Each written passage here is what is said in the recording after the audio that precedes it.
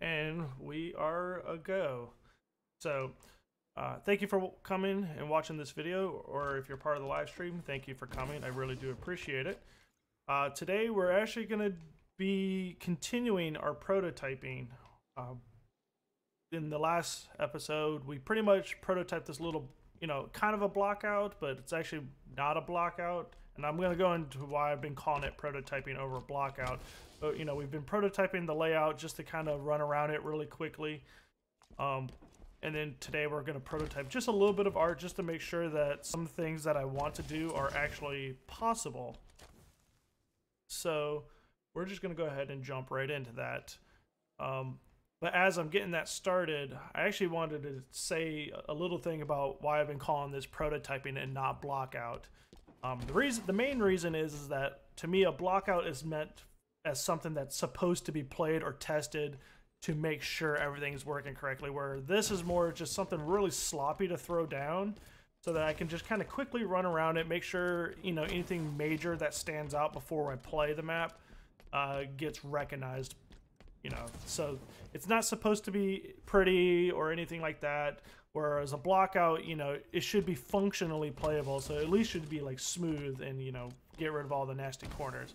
So so let's go ahead and prototype a little bit of art, and we're gonna do this on the same file right here, but what I'm gonna do is pull one of these out. And so we in our last episode we went and gathered a bunch of concept art, or reference art I should say, actually is a little bit better, to kind of give us some general, these might be pretty cool type things going on.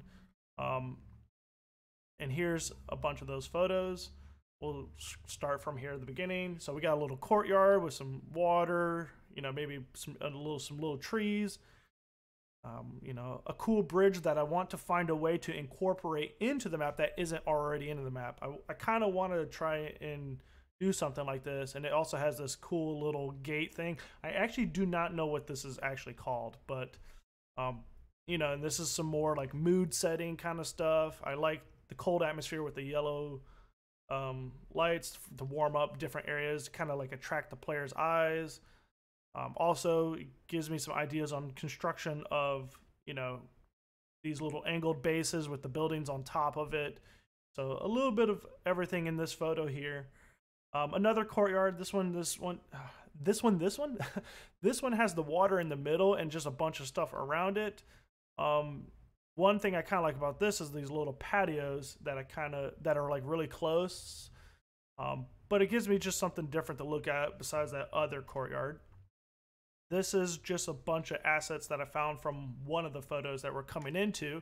It gives me like just a asset only look, and kind of see the construction of some of this stuff. This is actually that same photo or same piece, just with the pieces put together. Again, same thing. It's daytime but cloudy, coldish light but warm. I'm thinking this is what I'm going for. The more I've thought about it over the week, I think I want it over cloudy. Like I want it cloudy, but daytime. But I want to be able to use these kind of warm yellow lights to help kind of attract the player around the map a little bit. This one I originally saved because I liked the lighting in this one, and this is still a possibility, but this is like really warm, and so are the lights, because lights back then, there was only really kind of one setting for them. But there's some things I also still like about this, and it's a lot of like the wood texturing or like the constructions and stuff like that. Breaking Galax. Hey man, thanks for the follow. I appreciate it. Again, same thing with this one. This is an interior space showing how the different spots, just like how to decorate the walls and the floors, and just a general guideline. I like this photo again because it's cold atmosphere, and I also like the way the stairs are set inside of the terrain and stuff like that. So like this ground floor is the thing I like the most about this photo. And there's also a bridge there, kind of gives me a little bit of inspiration there. And this is our main reference piece to the design of the map. This is the shape of the map. So that's everything that we talked about from the previous episode. Now we're going to actually make some of this stuff in Forge, and hopefully, you know, get somewhere tonight inside of all of this mess. Bring it to life. So let's go ahead and, oops, actually I need to put this back on the other screen so I can always look at it. Can I see my mouse? See if I can do this without switching monitors. Nope, I'm gonna have to switch. Let's go back to Halo here. You don't need to watch me do that. Also, it's a little warm in my room, so I'm gonna turn my fan. Okay. Controller disconnected. Screw you. Okay. So I got my reference art over here so I can always check back on it. I'm not going to go so much for the atmosphere more than the piece usage. Because the reason I'm going to do piece usage is that I can actually group this whole thing and move it from canvas to canvas to canvas, testing all the different lighting. So right now we're not going to get into the lighting. We're just going to get into making some assets to work with so that when we decide to do a block out / or final build, we have something to, you know, really use and kind of like go by and make sure that this map is actually just possible to make in the first place. So I'm going to start over here. So, the sun is going that way. I kind of want the rock to block a little bit of sun so I can see what some of the shadows. Well, I can actually always just rotate it later as I group it. Natural terrain. I'm not going to look to find out what exact terrain I should use because, again, that changes from canvas to canvas based upon lighting. This is more like getting the shapes down correctly. And I probably shouldn't do this over the water because that won't allow me to see what the actual grass looks like unless I use something else. And let's go down. Close enough. All right. All right. Got a shadow there. All right. Let's want a little bit more shadow. There we go. Kind of want to cut this piece in half. And then I do know I'm going to need simples. And we're going to just go... Need one of these. These are going to be my corners, and I'll get to that in a second. So I would kind of wish you guys can see my concept art at the same time as I'm looking at it. But basically, as if you've been following, there's the base of the house. Like, so the house sits on top of a base.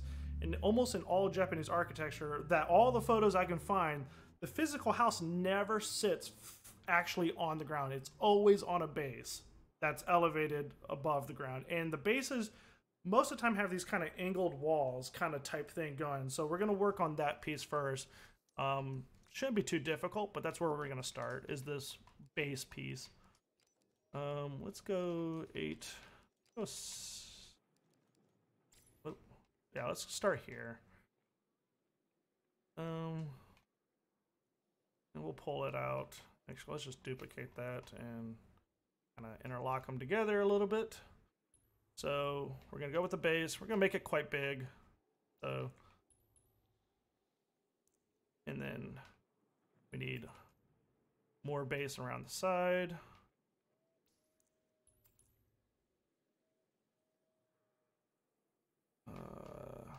Right. So these base, so it always sits on something, but this base is always angled. So I'm going to go with, like, let's try a 10-degree angle, like so. Let's connect it there. Don't need this anymore because I can just doop. And then this, let's go 10 degrees out also. And this, 10 degrees out also. Sometimes these are pretty tall. Like, sometimes they sit really high off the ground. Sometimes they're really low to the ground. This one, I think, well, let's group it like this first. Easier to move up and down. I think I'm going to, for this one, try to find like a medium. Enough where you can kind of see the corners here. So, and then let's go with a top. I need a top, and it needs to be flat.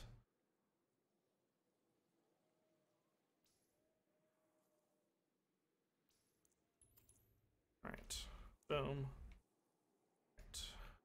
And we'll probably do some stairs, like some cool stair ideas also. But let's work on this corner, these corners first. Basically, we need to get rid of this gap here. So we're just gonna use a couple blocks here, kind of fill these in. If you're watching and you have questions about anything as I'm going, please, feel free to message. We're gonna start with a simple 5 degree and see. I'm not gonna actually pull out the calculator and do it. 10, 5.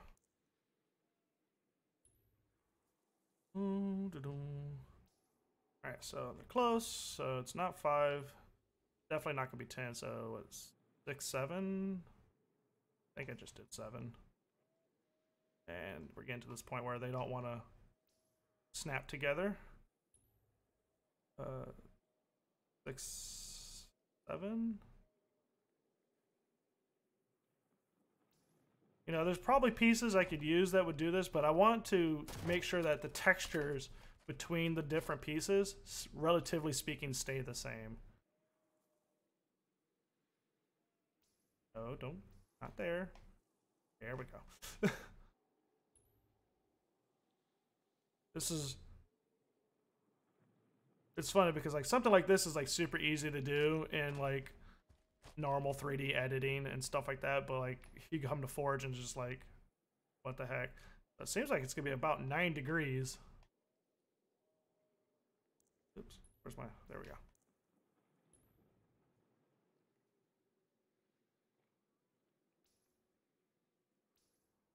Huh? But it could have been 10 degrees all along. Huh. Actually, they actually look, oh. One off from the other? It might be. I don't know.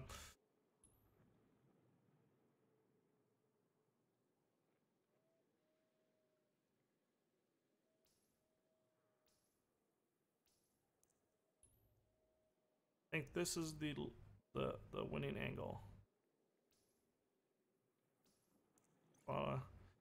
Really close. Yeah. I wonder. I actually kind of want to test something now. That's just to see if it was actually 10 the whole time. So 5, 5, 10, 5, 5, 10. If that's the case, I'll Actually, hold on. Can I just do it with one by itself, actually, at that angle? I actually can. Oh, well, I'm glad I tested that. So let's get rid of that and get rid of that. So it's, yeah, okay. So I'll reset that piece. So it's 10 back, 10 over.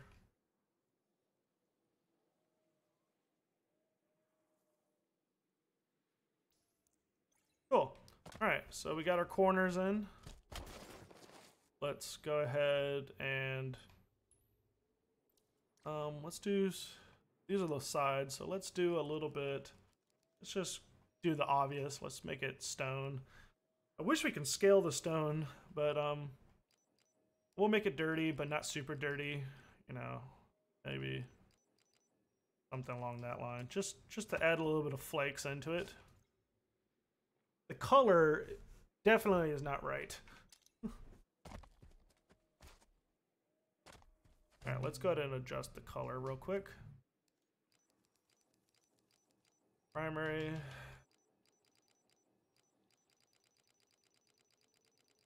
So let me scroll through some of these reference photos and see if there's a color that I see there that I like.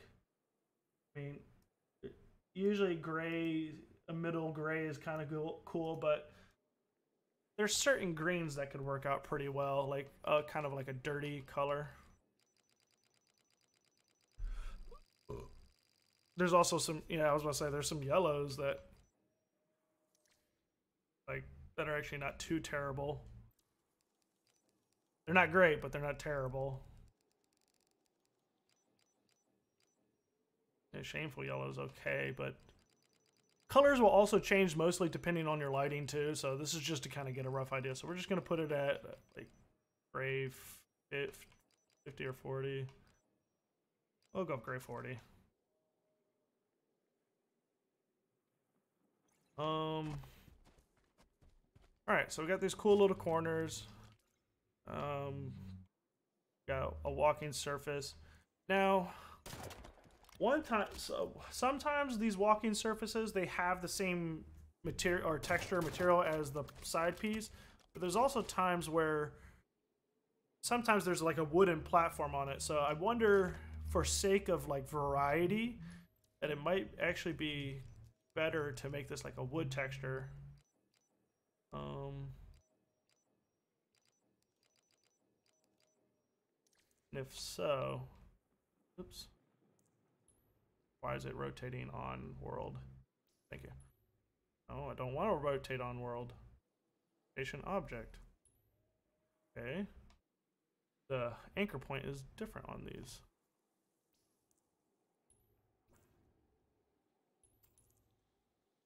And that means we need a new color for wood. So we got our primary stone. Let's go secondary wood. Actually, and then let's also change these to secondary color. Primary, secondary, secondary. All right, map.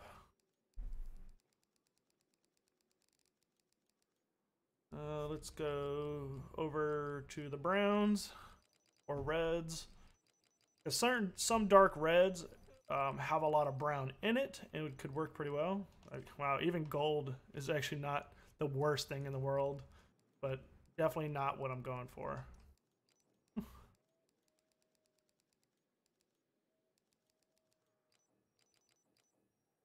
Light oranges are pretty good.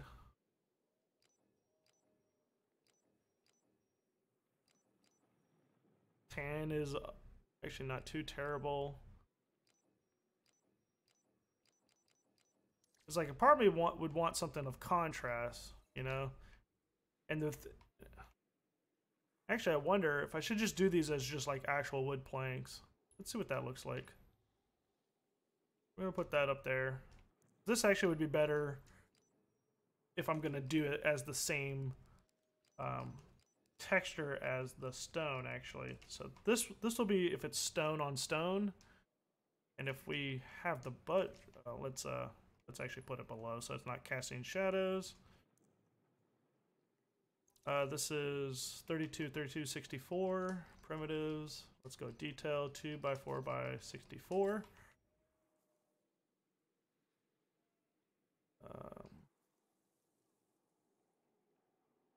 And I kind of want the rounded edges up.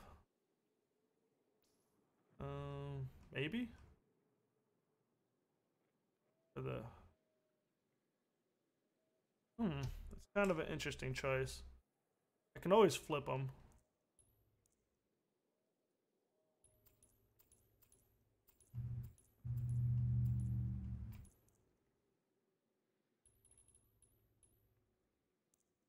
One too many.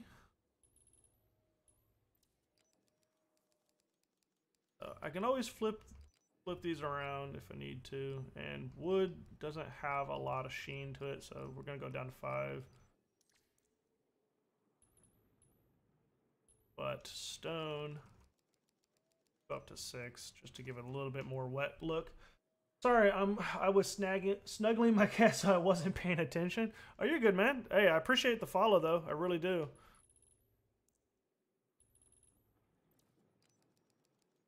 All right, so let's try out actual wood here, see what it looks like. It's kind of one of those hard choices to make. Let's first see what it would look like flipped around.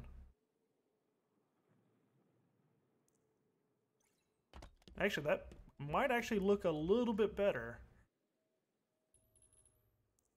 But kinda like have some a little bit more gap. Oops.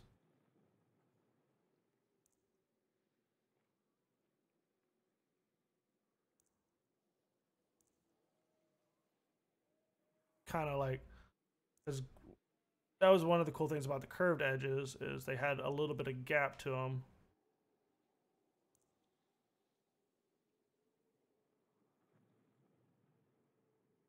Oops.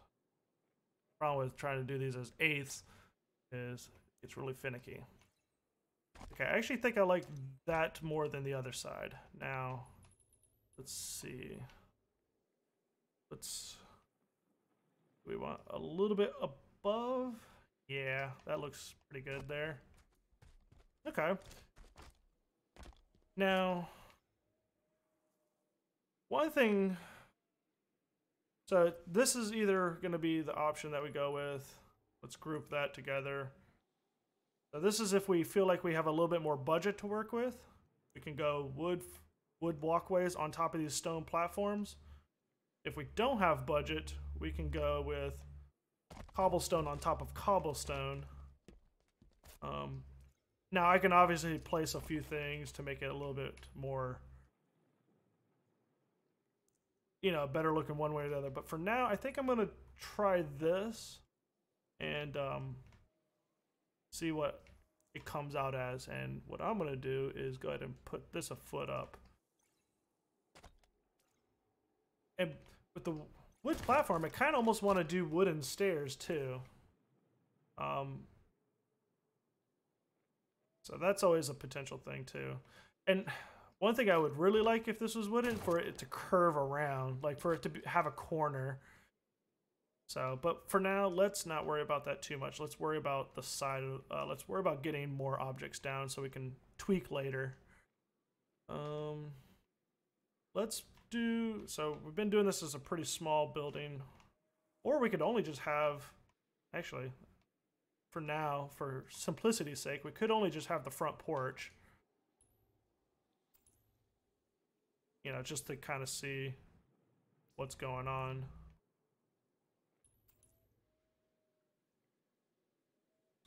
So, one thing that happens in Forge a lot that with people Forge is they tend to keep the textures the same, and in some instances that's fine, but what will happen is there's a lot of monotony that will happen in terms of repetition. Like it just, if you look at the same thing over and over, it can get kind of flat looking. There's no depth whatsoever.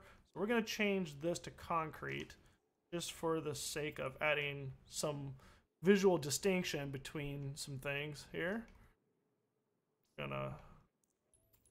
These might be a little tall for what I need it to do, but we'll adjust heights later.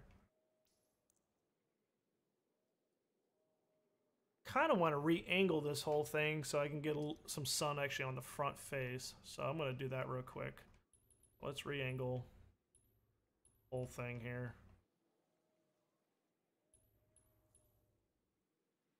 Okay. And grab all that. Grab that. What's the parent object? Looks like it is a flat piece. So we will angle 45. Let's angle like here.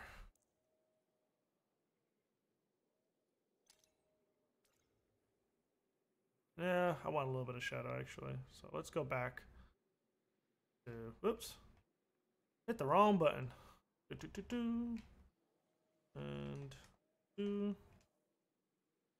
wait, what did I miss? Something I'm missing. Ah.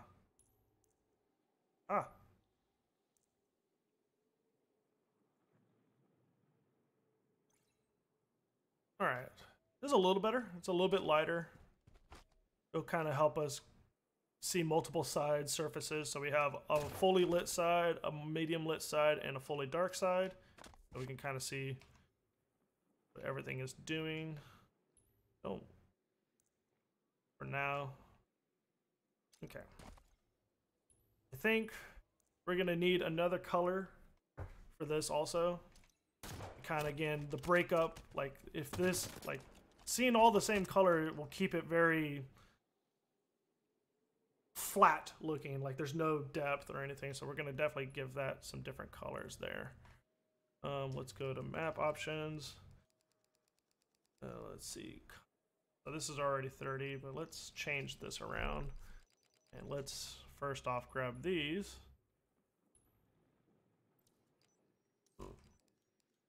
Put these to tertiary.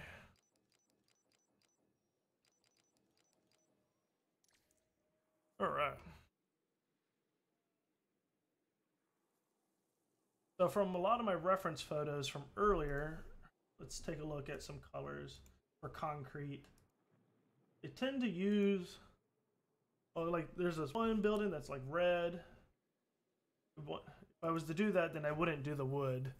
It kind of, and then they tend to be closer to like an off-white. So we're gonna go with an off-white of some sort.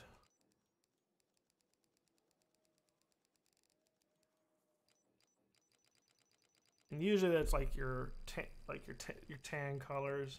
There we go, like eggshell or beige, tan. With eggshell. I always like eggshell for some reason.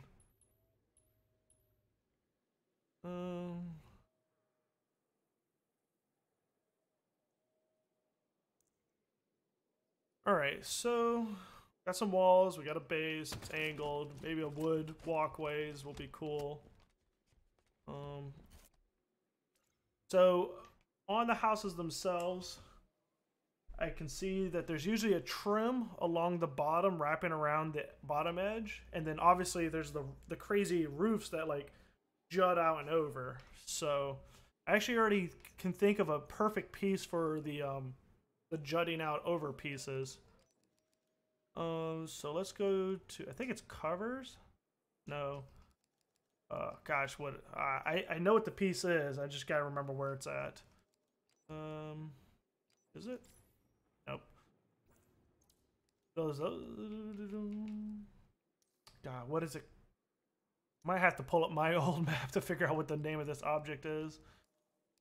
No, oh, I remember. I just remembered. There, it's a trim piece. I think it's a. I'm pretty sure it's a trim piece. There's a trim in here.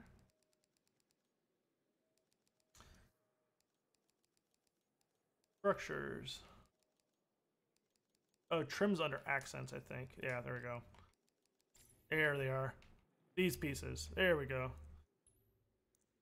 These pieces are really good. Might be really good for that. Oh, there's a 64, so I'm going to use that. We're just going to throw this right here.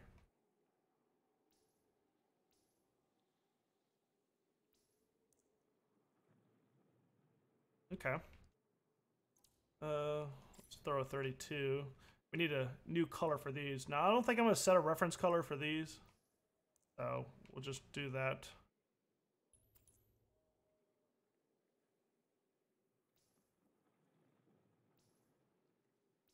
All right. And then I think they have corner pieces. Yes, they do.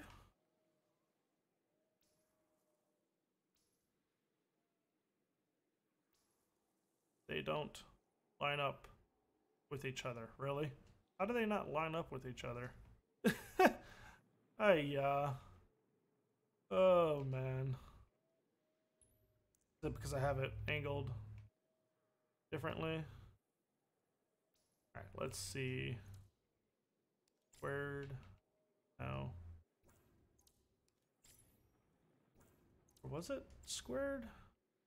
Because it's opposite? Seriously doubt it.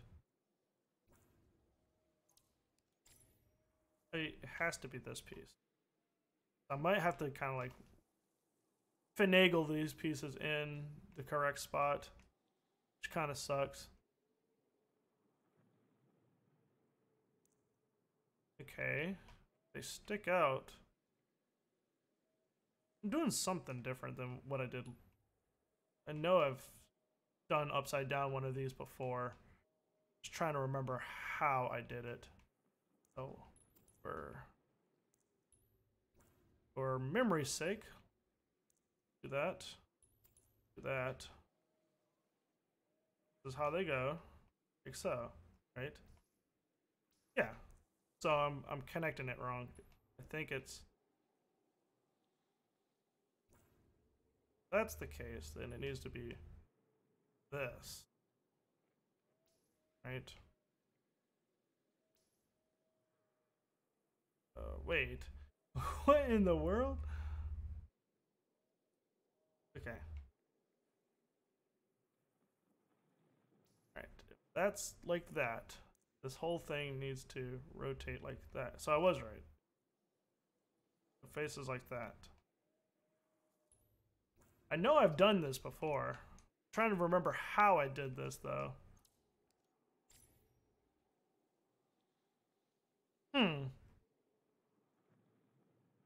Well, for now, I think I can say. Actually, I remember doing something Japanese related before, actually, and I think I did it recently. So let me go to that. Come on.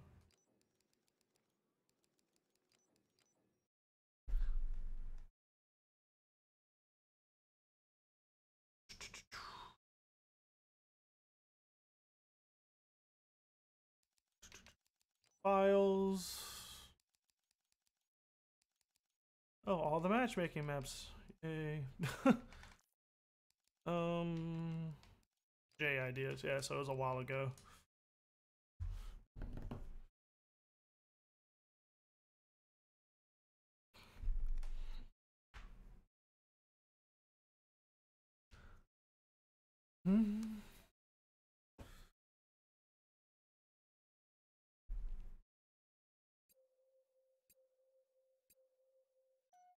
So in this little demo piece, I definitely want to do the building. I want to do some groundwork. I kind of want to do something with a tree in there too, and then I want to take that piece around to different canvases. We'll group it up as a prefab and move it around different canvases to see which canvas looks the best. Oh, okay, that is what. Okay, I see what I did now. As you can see, before I've done this like many months ago. I was like, that's how I knew these pieces would be perfect because I found them a while ago. Like, part of me almost wants to like copy paste this, but some of the buildings, this one has where the upper part is angled, and that really doesn't work for with some of the stuff that I found. So this is kind of like not quite what I need it to be. So, but I have this piece upside down. So we will go back.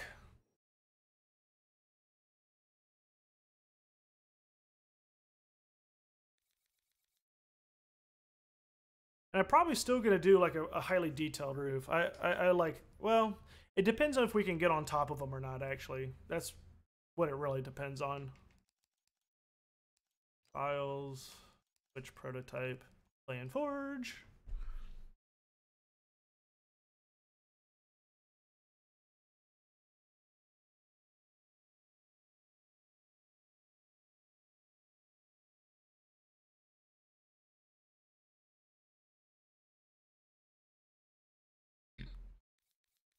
I thought it said start, but it didn't.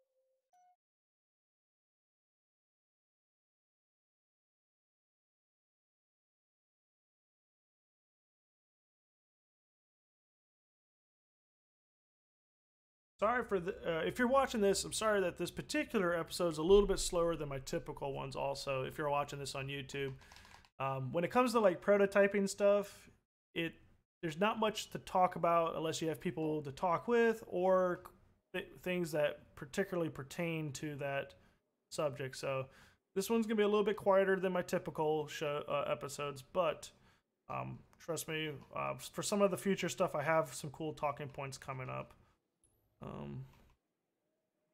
But art is all about just those reference photos that I showed in the beginning and just kind of like doing your best to kind of come up with something that works well off reference photos, especially when using Halo Forge. Like it's, oops, you know, it's it can be a struggle sometimes. It's not the most forgiving editor. It's actually quite unforgiving, to be honest. Like it really requires you to like think way outside the box in terms of like using things for completely unintentional thing. Like a lot of these objects are like they obviously made them to be used one way, and you have to really think of like how to use them in very unique, out of the box ways. It just requires a little bit of thinking, which I am not very good at sometimes.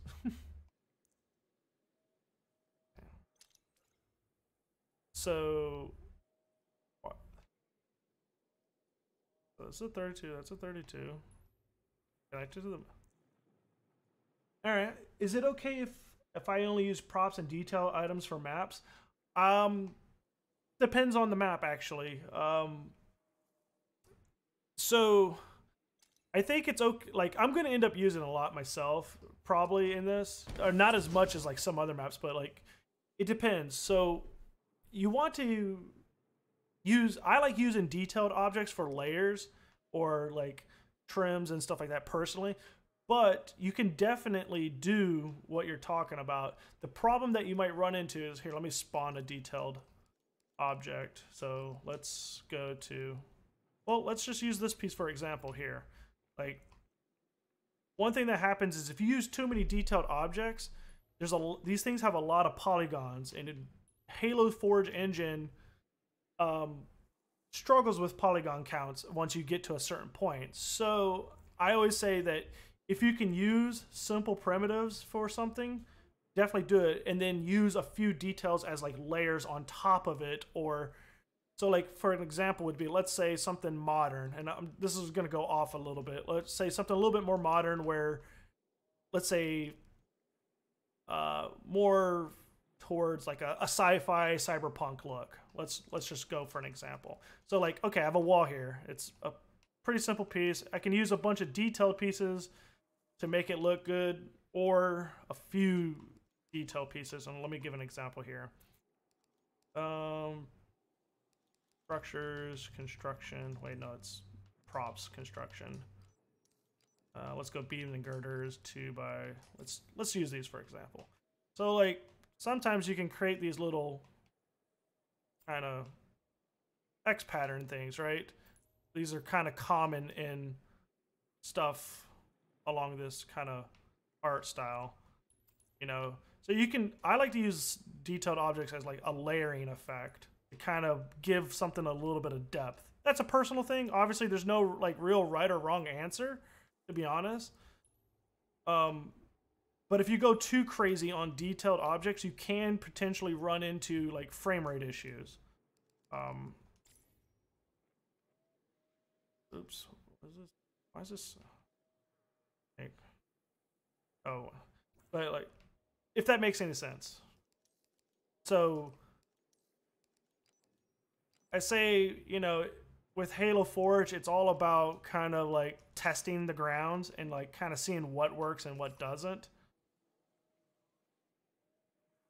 You know, so that's my thought on it. You know, I tend to do things like that, but really, you could really do whatever you want, but you can definitely run into like frame drop issues where the map tends to not run at 60 frames per second if you use way too many detailed objects, because all the draw calls that are happening, there's just too many for the engine to kind of handle, and it just starts to puke on itself.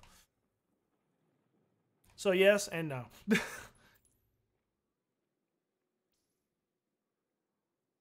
Be smart with the object usage is pretty much the main thing.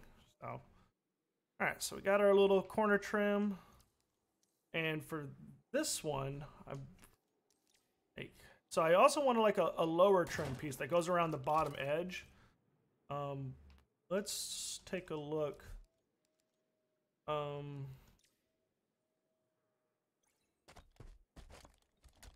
Let's see. Let me think. Like, so for example, like here's a good example about simple versus detailed. You know, so I can use this like, so I can put a trim across the bottom here, right? That's like this is a detailed trim, which is, you know, it's not as cost efficient as simple, but this is not like super expensive item compared to some other props and stuff like that. So like you can definitely do things like this, or you know, one other idea is there's a prop. I think it's this is it tech? No.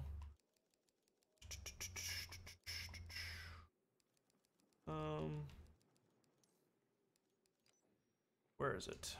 Where is it? Pillars round. So like, so there's like different levels. Like, so I could also use this, right? You know, I could lay that, I could use this and like lay it on the ground and have it as like a circular trim at the bottom. You know, and each one's gonna have, you know, a different cost associated with it. But so I hope that answered the question. If not, I apologize. But I'm gonna use something along this line here. And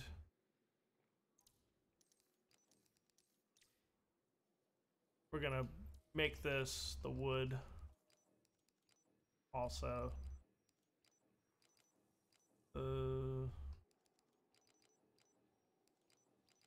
Prime 50 minimum.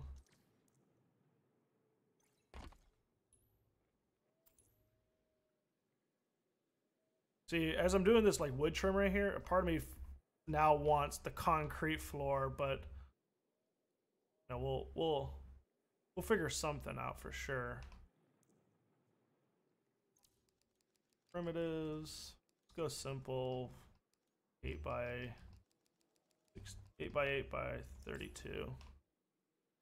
And here, so actually, so this is one of those things where like I'm using this simple object, though in my head there's actually another object that I would prefer to use, but I know from the design of my map here that at least with this building, you'll be able to go inside of this building. Now I might be able to use this idea, this other idea somewhere else, but because I know you can go in here, I know that whatever trim I use can't peek into the building, right?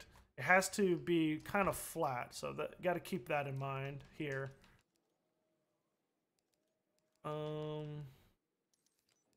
Let's actually do this. Let's not actually have this piece here. I don't like this piece anymore. There's some like detailed walls, I think. No, like the detailed walls. There we go. Yeah, they have these little curves at the top. That's what I'm looking for.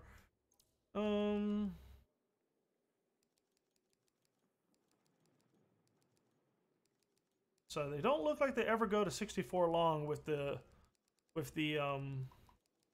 they're not even, wow, okay. Detailed. Oh, there's 64. Okay. Kind of like the curved piece along the top as a potential detailed piece. And usually like trims around these buildings tend to be close to like waist to high. Now this is Halo, obviously it just using real life scales kind of suck. But we don't want it to be super high, so we're gonna put it, actually I wonder if I could, the bottom of it would be like, because there's a little extra detail. Yeah, I don't like this piece. I lied, I don't like that piece anymore. Primitives, let's use a detailed primitive 2 by 64. I want 2 by 8 by 64. 2 by 8 by detail 2 by 8 by, oh, they only have a 32. And they don't have the detail that I was looking for potentially. So, oh, I just came up with a cool idea. Let's do this instead. 2 by detail 2 by 2 by 64. No, sorry. 2 by 4.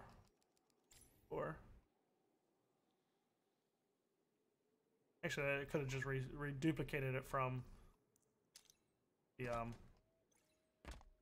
do that. There's also a rounded edge.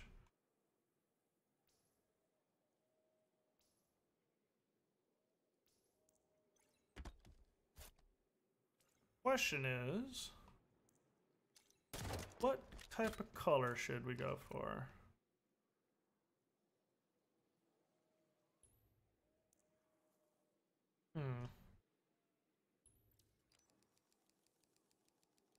Let's see what the wood looks like just for now. Wood, grime, very little, minimum.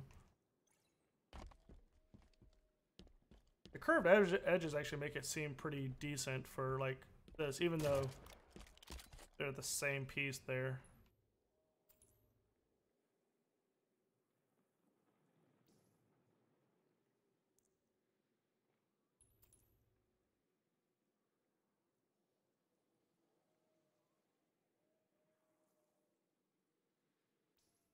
Oh, okay. Okay, that's weird. Let's put this on. There we go. And let's go. Let's go half foot out. Right. And let's do the same over here. Do that, but that's already kind of out, so we just put that there and do half out, right? Didn't connect to the right spot. Meh. There we go. Half out, and put this. Put this flush with that. There we go. Kind of got a trim there. So this is going with like the concrete wood look. Actually, there's another piece. There's actual wood planks in this engine, but I'm wondering if they are long enough that I can actually save objects. But let's look for that. Props. Question is remembering where it's from. Because I don't like memorizing the list in this engine at all. So what I'm gonna do is, I know I've used the piece before on a previous map, so we're gonna go to that map, files, after hour. I did use them on after hours, right? Let me double check my brain. Actually, I don't know if I did anymore or not. Yes, I did. Yep, I remember where. Yep.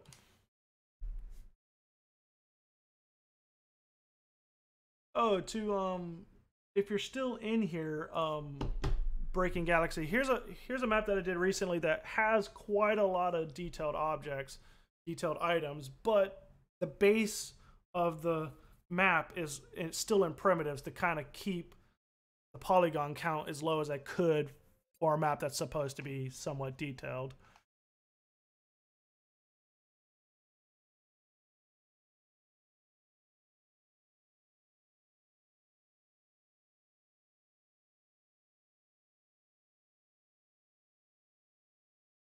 Could this map have been forged better? For sure, but I was trying to keep, because 1v1 maps are so small, all your objects are crammed in such a tight spot that the engine really struggles with it. So I was like, I couldn't go too crazy because there would just been too many polygons in such a tight spot. It would always be in your draw calls, and that would have been very bad. I mean, I have one spot on the map that has frame drop issues, but it's a spot that nobody ever really goes to. So, all right. I know I have wood planks here. This is board wood. And of course, wait, they usually, I thought they usually board wood. Really? Oh, let's see, block. Oh, block simple. Okay, so that didn't give me any information like I wanted it to. So it's called board wood, so that'll help out a little bit. So we'll use that information.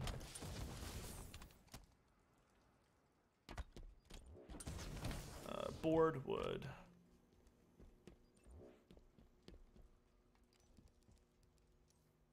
Oops. Come on.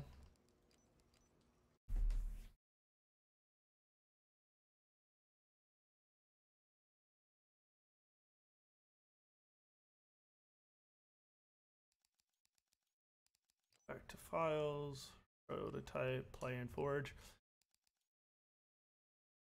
I kind of, because the error for the map kind of in my head is the consistency in materials wouldn't have been a thing during that time frame. Like it'd have been wood, but all the wood would have been different. So there would have been some variation in the wood, not only grain wise but color wise. So I would definitely like to find this item and use that actually, because it could potentially look pretty cool if I do it right. If I do it right. So let's see. A board. So board wood. In panels, no. Destruction. Pallet wood. Board wood. Yep, I went straight to it after thinking about it. Aha. The cool thing is you can color them too, so. And they have 4 thick wood. Now, here's where detailed objects have a problem. Right here's a big one, actually.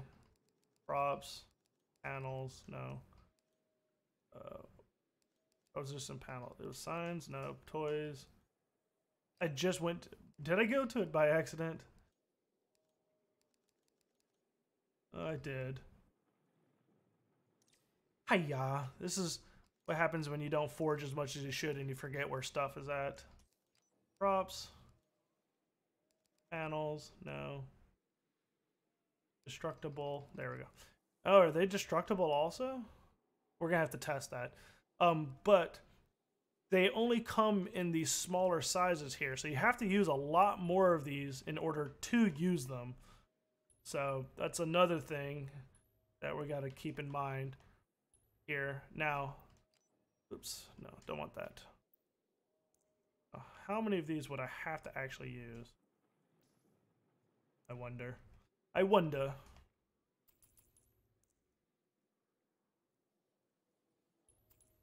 Whoa, and okay. Are they set to normal physics? Oh, fixed. No, we want phased.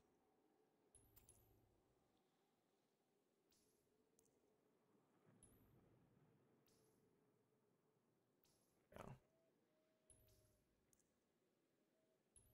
Oops.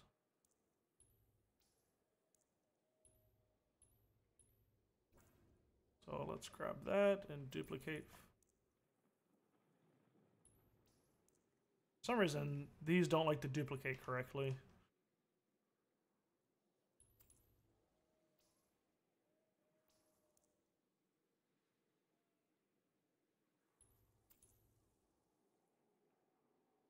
One thing I like about them is that they're thin and out of the way, but because they're thin and out of the way, it still makes it look a little flat. So let's pull them out just slightly. Let's get them out as far as we can, like that. We'll just do this manually because where the connection point for them are located on the wood, it's not going to ever line up correctly like that. All right, so that's just to try and get, there we go, a little bit more detail. And they are destructible, I think. So that means we will need to place, yeah, we'll need to place projectile blockers over them to make sure that they don't blow up during gameplay. I used a thick one during the bottom, and let's go destructible wood. Let's use a thinner one up the corner here, though. Let's see what this looks like. Oops. Oh, delete. And let's make these phased also.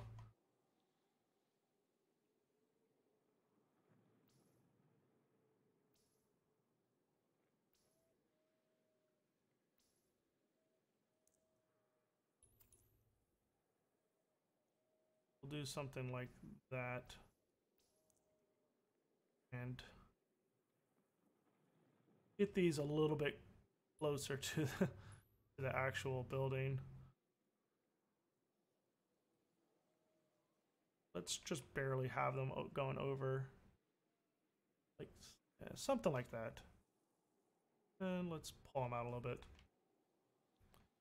And let's dupe. Dupe. Snap them to each other. So this is a bit more pricier, but they definitely look good. You know, I mean, comparatively speaking. So I think for now, I kind of want to keep them. Now they have different colors for some reason. I wonder why. 2 feet. That what, head level? Let's go down a foot on all these. Let's make these a little bit lower.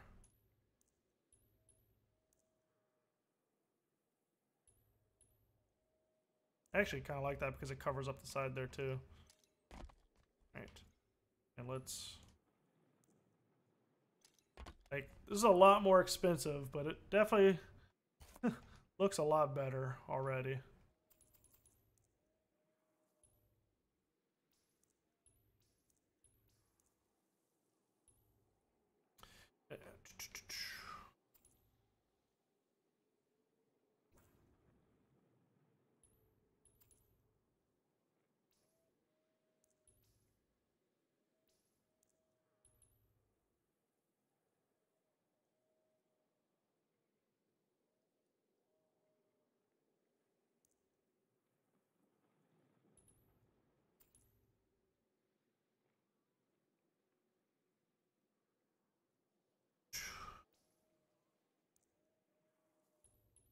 Oops.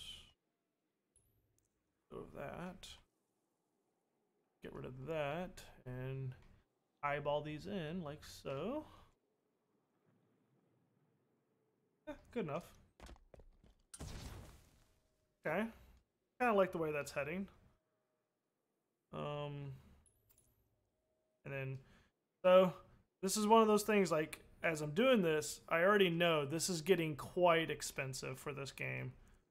But it's good to have at least something that's like a visual benchmark, so to say.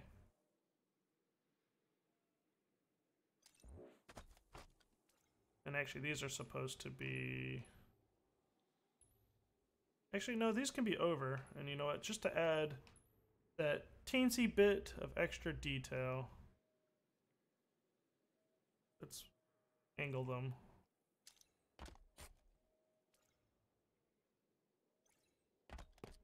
I don't know why. Just because. Actually, I wonder if it'd be better to angle them the other way because of the top. Oh yeah, which reminds me, I need to change these. Now these top pieces are always usually made of wood, and so we're gonna definitely change these to wood. Grime 50 minimum. We're gonna go ahead and color it our wood color. Now, so we have a lot of different wood, which kind of gives, one thing that's like cool with this like different wood though, is it kind of gives it an aged look, which I do like. I do like that.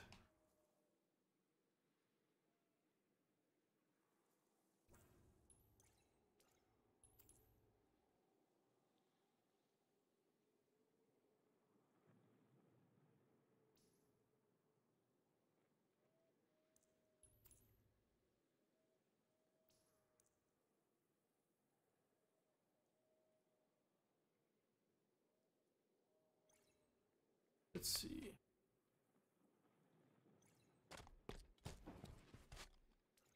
All right, now let me go to those destructibles again.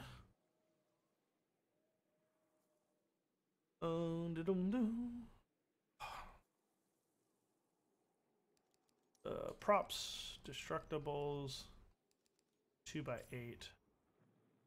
And let's also grab another one of the too thick one. Because what I want to do is put a door in the middle of this so that we can see what a potential door looks like.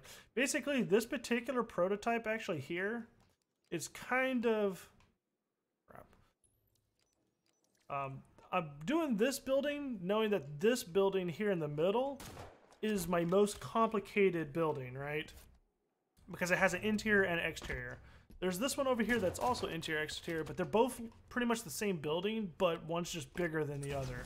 I'm trying to figure, when I prototype this aesthetic, I'm actually keeping this building here in mind so that if I do something, I know that I need, like, let's say a door to get in. So I need to figure out how I want to do a doorway for this particular thing here. So that's the next part that we're going to work on right here is a doorway. A doorway.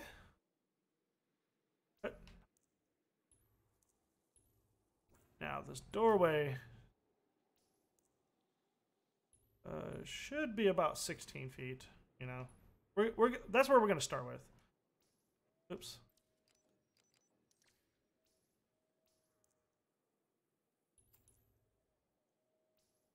Oops. Okay.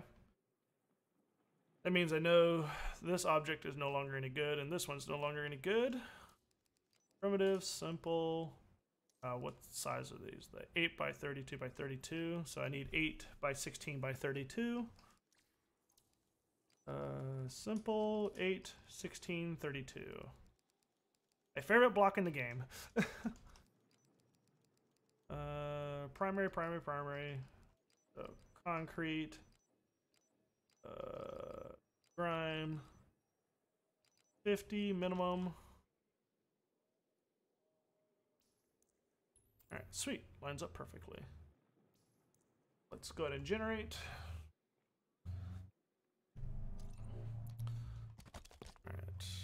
Why do these look like they're... Okay. They are different colors. What color are these?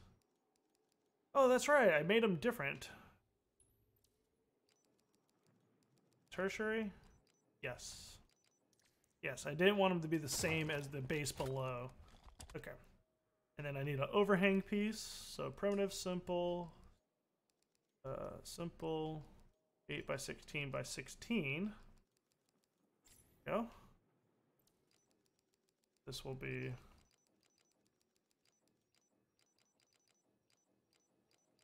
concrete.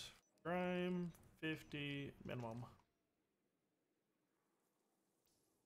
Actually, let's go. Should be a pretty, yeah, that's a fine enough door for now.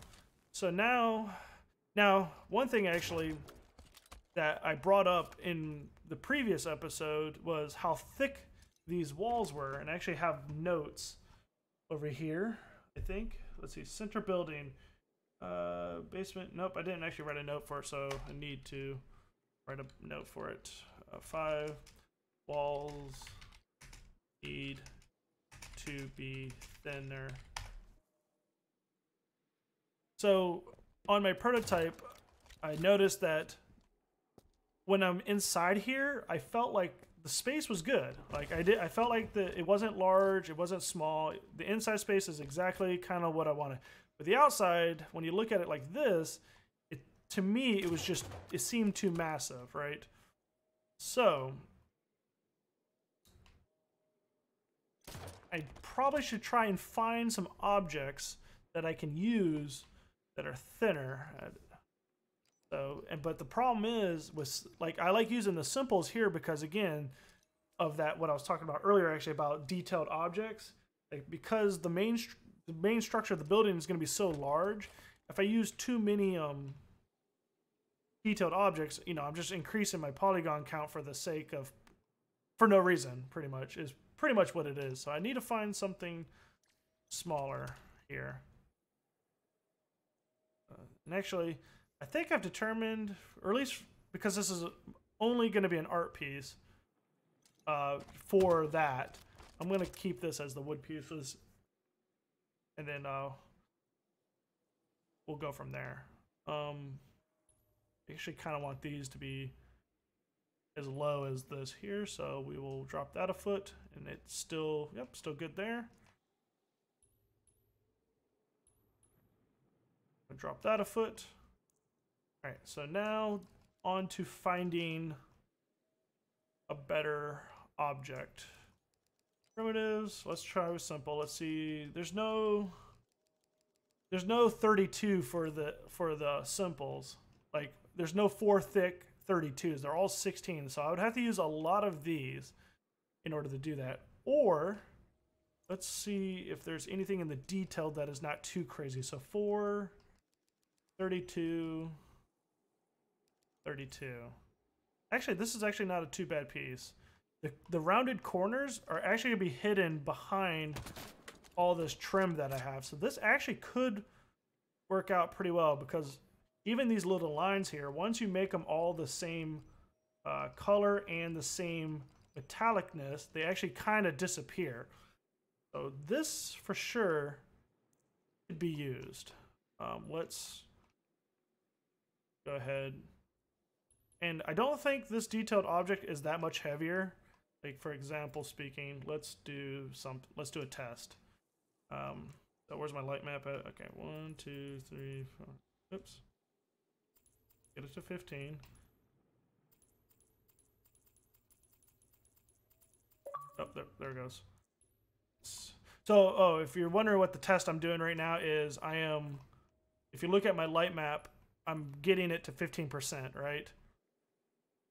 That's what I'm doing. All right, so now that it's at 15%, let's see how many, like, this will actually show you how, like, complex your light map is. I was talking to somebody in the Halo Discord, and this will kind of help you test your light map, so how bad an object is. So we'll go until it says 16. Oh, there we go. All right, so to gain 1% with this particular object, we need to spawn 25 of them. Okay, sweet. All right, so let's delete all these, and let's see how much worse this piece is. If it's we'll see. Hopefully it's not like 15. Hopefully it's not below 10 is the main thing.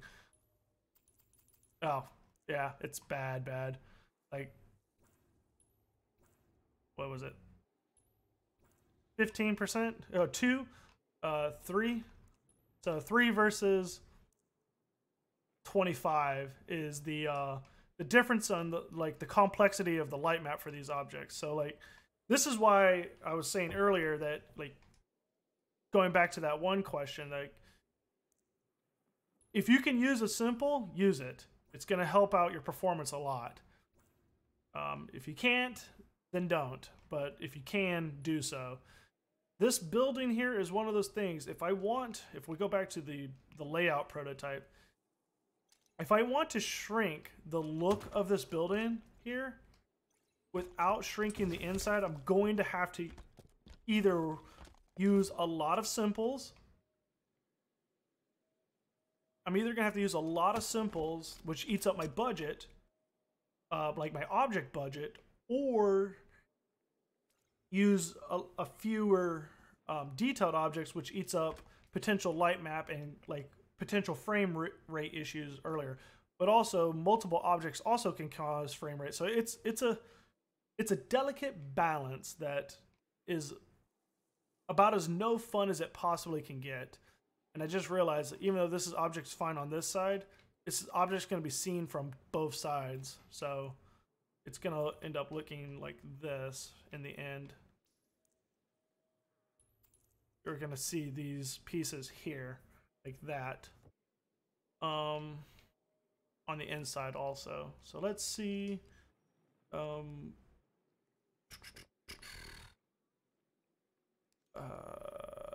Detailed 4 by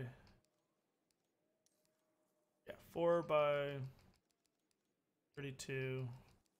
That was a 32, right? Let's go 16. Yeah, all of them have that curved piece. Now I can get rid of this by, because this building is going to be tall, but I can get rid of it by simply locking them in like this. So there is that solution there. So oops, I shouldn't have deleted that. So for now, due to, I think, just so we can see how bad it is, we're gonna use this piece. So let's do this. Off that, bring this over here. Now, when I make the real building, the scale on the inside is 64. So I would actually be, so when I actually do this piece, like when I do this map in the actual like final build, it's going to end up looking like this. Actually, it's going to be like that. Okay, because I need the inside to be 32, right? So this is what it would actually be. So I need to keep that in mind. Or the other option is it will be just a tad bit smaller and keep them interlocked like so.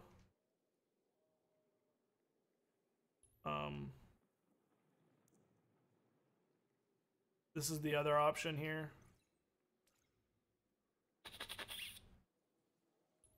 Oh, the dance of working on a map. All right, so let's go ahead and not worry about that. Because this is just supposed to be a visual representation, so let's go ahead and continue on.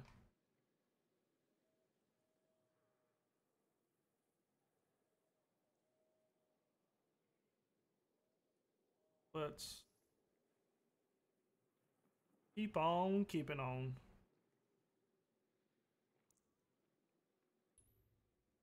Five. 8.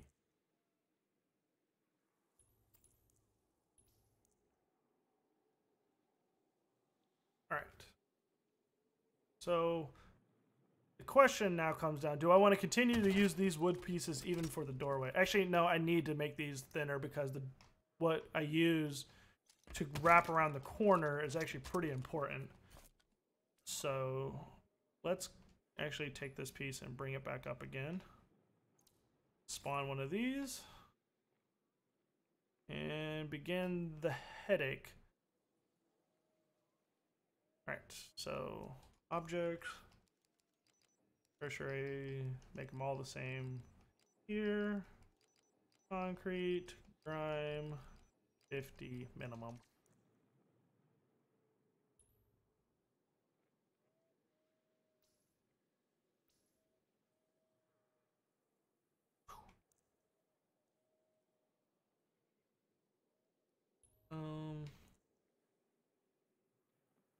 Let's see. So 4 plus 16 is 20. Is there a 20? Primitives detail 4 by 32, 20. And it's luckily the same texture layout, so that works out really well. Now that's if I, oh no, actually no, I should use a 24. I was just counting the leftovers. I was subtracting this from this, but they need to be interlocked at the corners to not look gay. Or bad. Sorry. YouTube, Seth. It's going on YouTube. A detailed 4 by 32 by 24. And here's a problem that you run into when using detailed objects. This is the most frustrating part right here, that they don't always have the same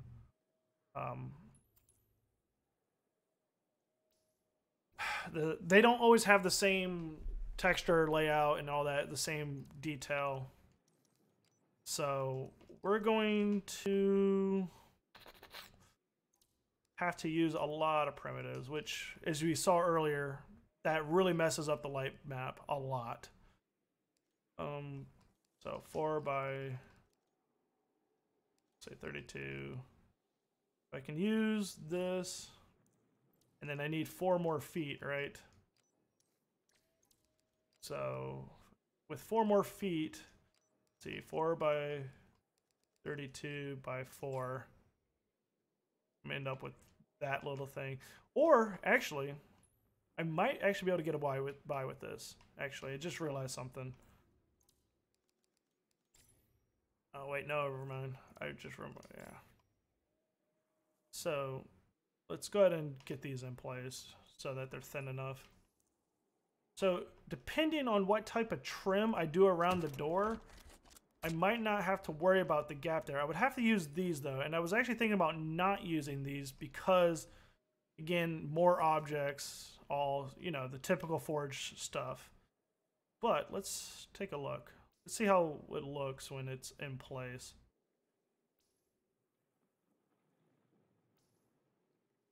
One, two, three, four, out.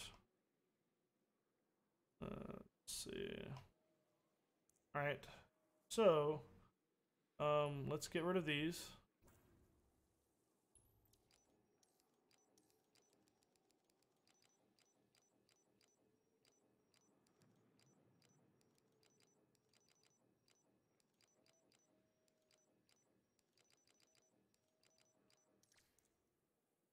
All right, and let's lower. Whoops.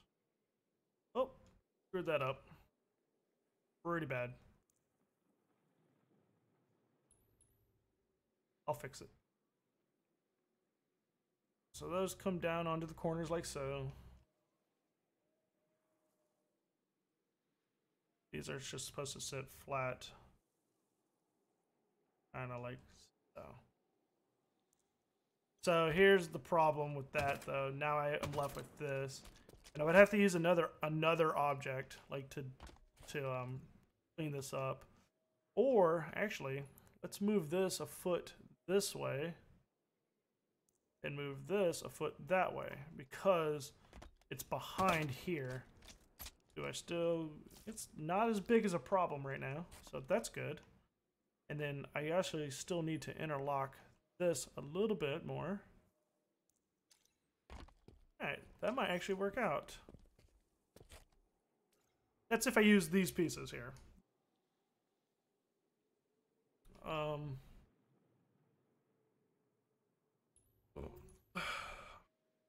I don't... Or make the door bigger.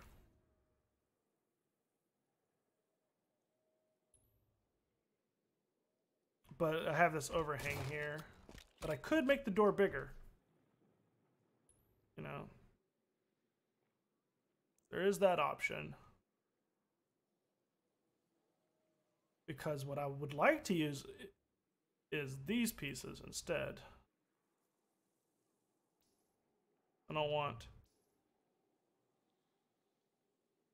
this to be so thick on the edge here.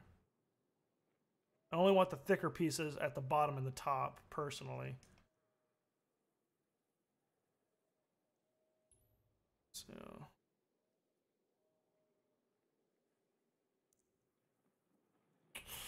Man, Forge, fun.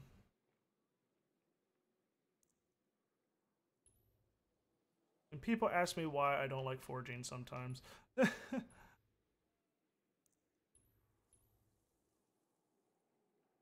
Kind of like one of those things. Hopefully we get like either a scale tool or yeah, really just a scale tool. A scale tool will be really nice. So we could have a bigger door. See what that looks like on the other side here.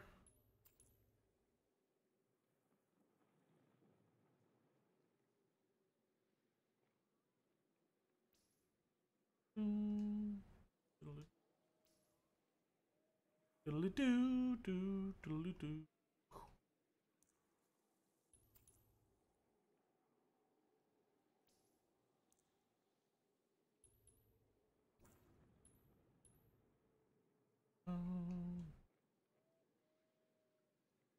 This is not supposed to be this. It's supposed to be this.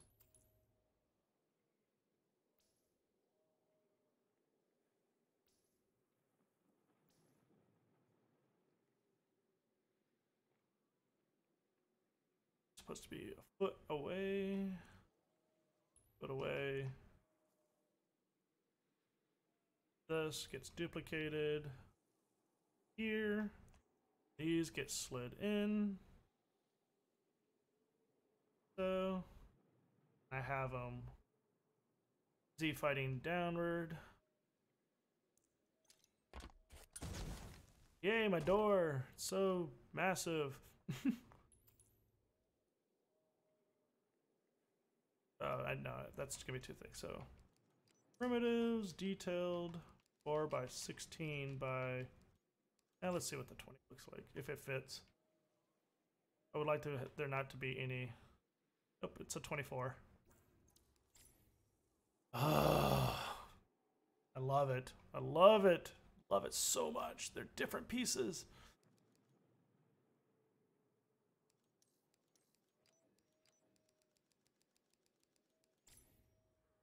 Just different pieces all together.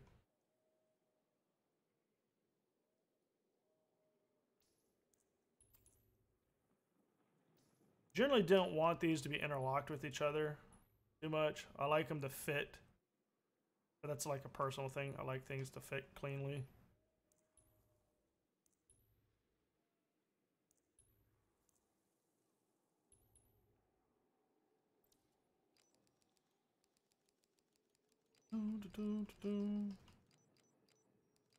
Sometimes what happens also is some of these have different.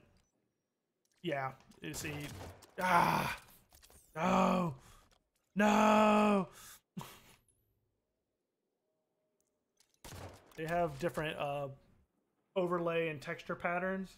Some are larger, some are smaller. As you can see, whoops.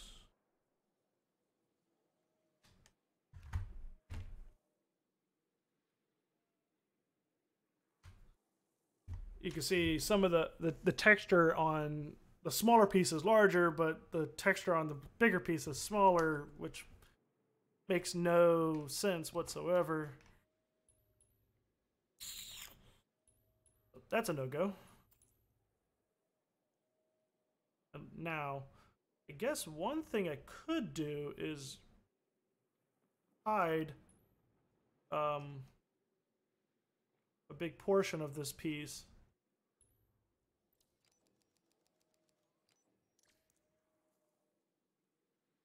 Like up into the ceiling. Yeah, Gunblade, I know what you mean. I blame 343. Yeah, I know. It's so crazy. What's up, Gunblade, and welcome.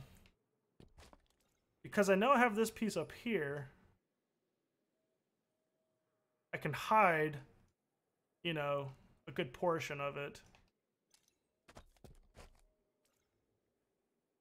So probably will,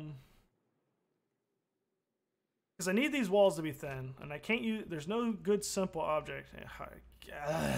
Nasty overlay. I never forged a that. I've never forged that Japanese style before, but I've thought about it many times. Yeah, yeah. It's a pain. It's gonna be a pain, but I think it's gonna be a cool pain. It's gonna be a good showing experience on like where you have to sacrifice art, where you have to sacrifice pieces. Like, you know, like I can use 25 simple pieces of this size versus, you know, 3 pieces of this size before the light mapping creates. It's gonna be fun going through this. Yeah, I went over the reference art earlier, but I can go over it again if you need. But so let's do. Kind of would actually. I'm actually think I am going to use one of these though here, and I'm gonna do it like I did at the top with a 5-degree angle. There's a lot of trim that you wouldn't use for most European castles, but makes it complicated, but a much more pimp. Well, this is not a. Wait, what? There's a lot of trim that you wouldn't use for most European castles. Makes it complicated, but much more. Okay, okay. I just didn't read it. I didn't read it well the first time.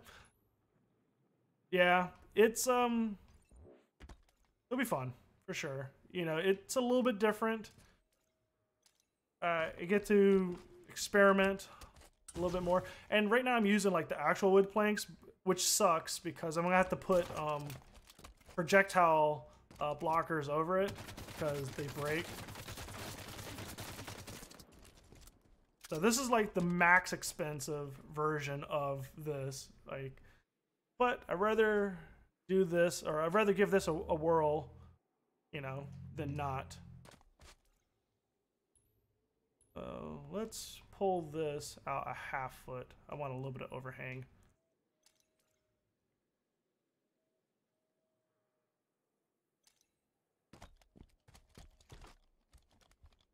One thing I like about using these wood planks, though, is they kind of give it an aged look.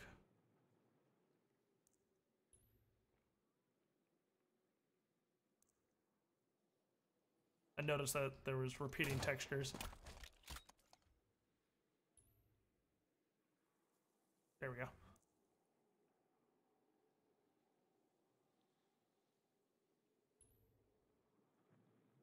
Really? That doesn't rotate? Wait, what? That's weird. I never considered using planks for trims. That's really cool. Yeah, I mean, well, here, I'll do a quick little... I'll show you some of my reference art so you can kind of get why I came to this conclusion here. Just so that you're kind of somewhat caught up.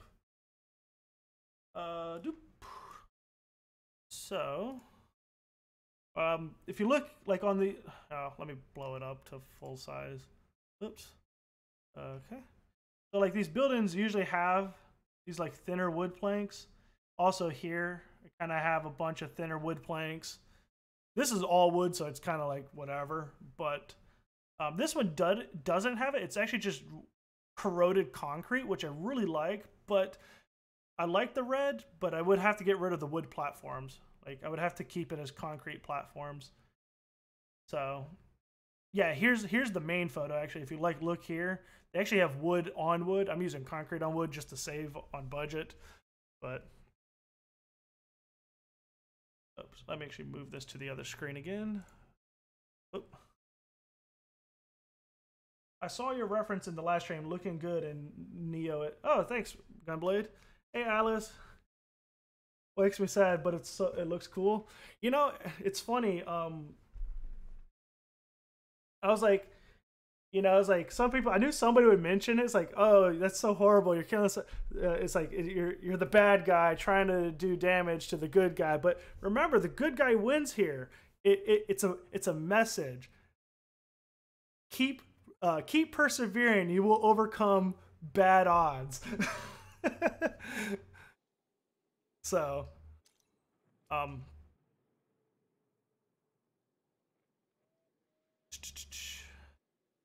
like, Seth, please. Hey, look, it's got a good message. Leave me alone. I justify it. Now, I can't remember how Goat did this before. Actually, I'm just gonna go steal it. No, oh wait, I just remembered actually. Never mind. I don't need to go steal it. There's a couple lanterns that he uses that are like really good. Aha, no FF7 remake. What do you mean? Aha, no FF7 remake. It's still in work, or unless something came out recently that I don't know about. Let's see. I might have to go one of two Goats maps that we worked on to steal something from there.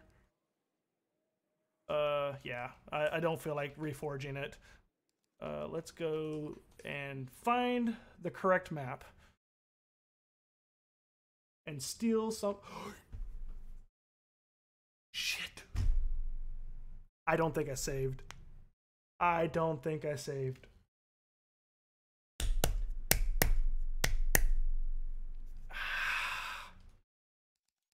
I got too distracted because I didn't want to make that lantern. Oh no. Not I don't think so.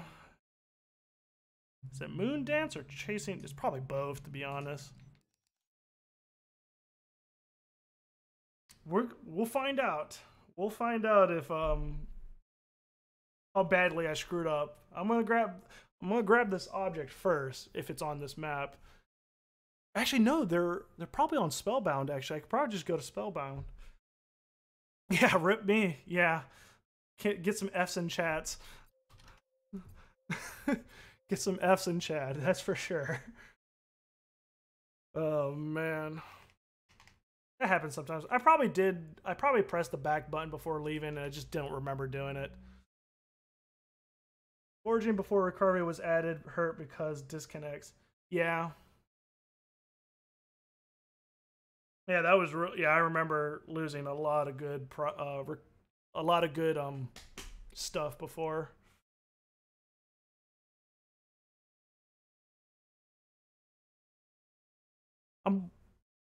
Because there's a lot of prototyping stuff. I'm not sure how long this stream. I've been doing them all 2 hours, but I might go longer and just split them up into other parts.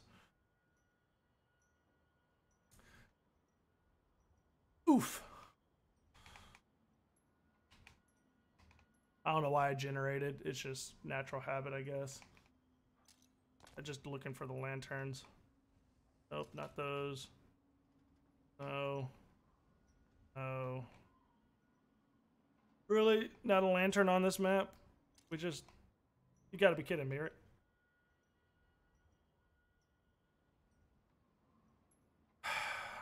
Man.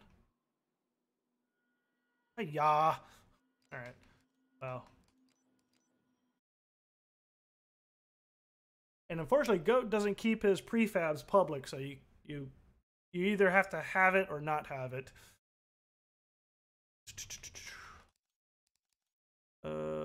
Bookmarks, no. Friends.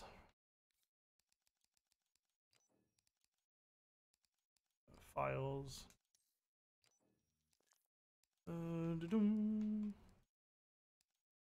Bookmarks.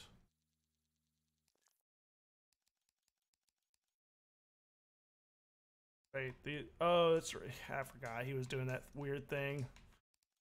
All right, let me go. Got all the matchmaking maps there that I was working on, and it should be somewhere soon.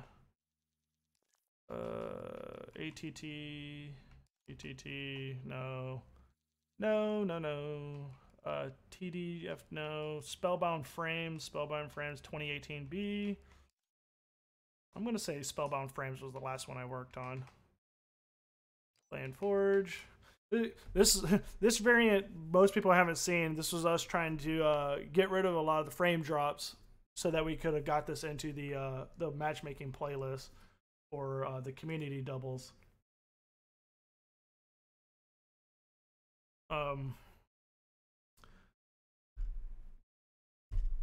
Like, this would have been such a much better map to have in there than some other ones. I'm not going to name which maps. I'm not going to be that guy, but there's definitely some maps where this one would have been much better. Shoot, this map's probably better than my map, to be completely honest. And it's now in ranked, for crying out loud.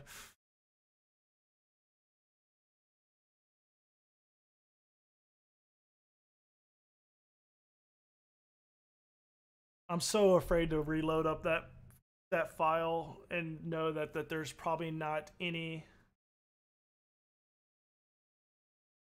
Yeah, me and Goat put a lot of work into it, that's for sure. But yeah, I'm so terrified to load up that file and see that a lot of that work was not there. All right, so no, it's not here. They're supposed to be right here. Where?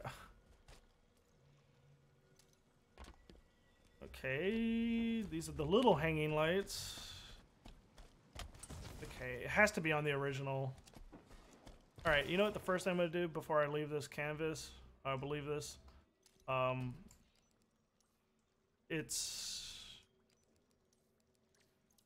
prefabs. Let's just do a search.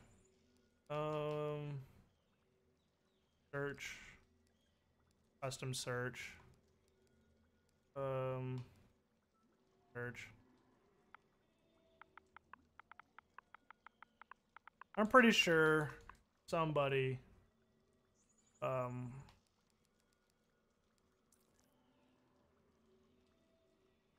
I not do the search correctly? Probably not, knowing me. Edit search. Custom search.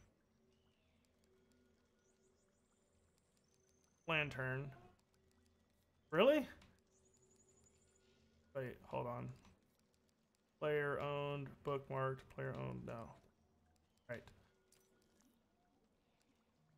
Let's see. Drop prefab. Aha! I remember Goat saying that he saw somebody else use it, so alright, cool. Forge. Yeah, Spellbound was a lot of fun that it just didn't quite come together the way it needed it to.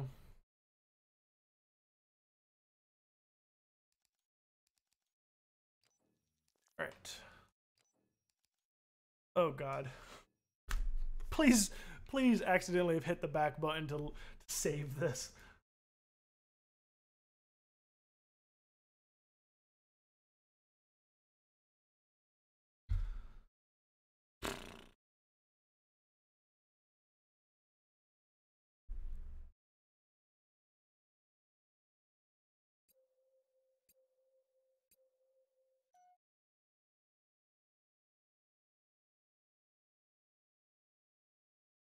While doing that, let me just prepare to get heartbroken.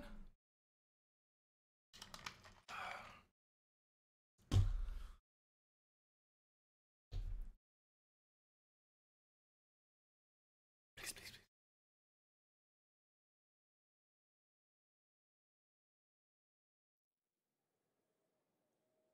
Gotta put my head down. My head down. Don't look at it. Don't look at it. Don't look at it. All right, now we're in the right spot. Hey! I wasn't wrecked and destroyed. I hit the save button so much that like I do it so subconsciously, so I'm not surprised that it actually did save. There we go.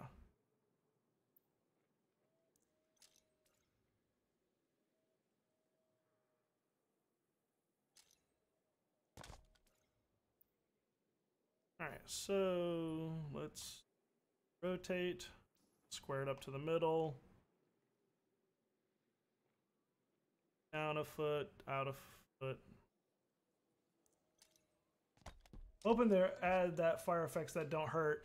There actually there is a way to, technically speaking, do it without hurting, but it's a pain in the butt. You have to basically put an invisible barrier over it, but I mean there is ways to do it. Extra small. My stupid ass reads that as FFX. Hey, you know what? Hey, we've oh.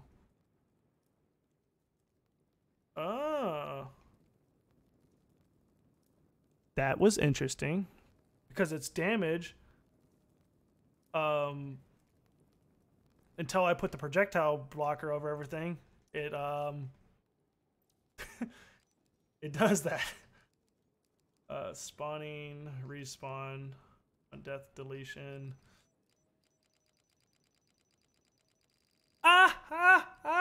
You know what? Like, as despite how cringy that that is, like, it's pretty awesome, like, for how cringy that is.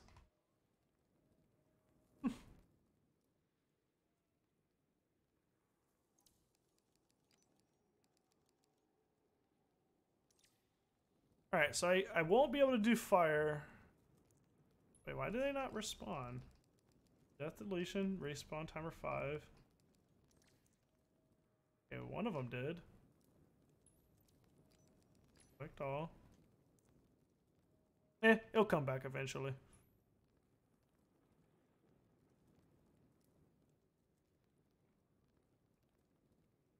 Hmm. So, extras.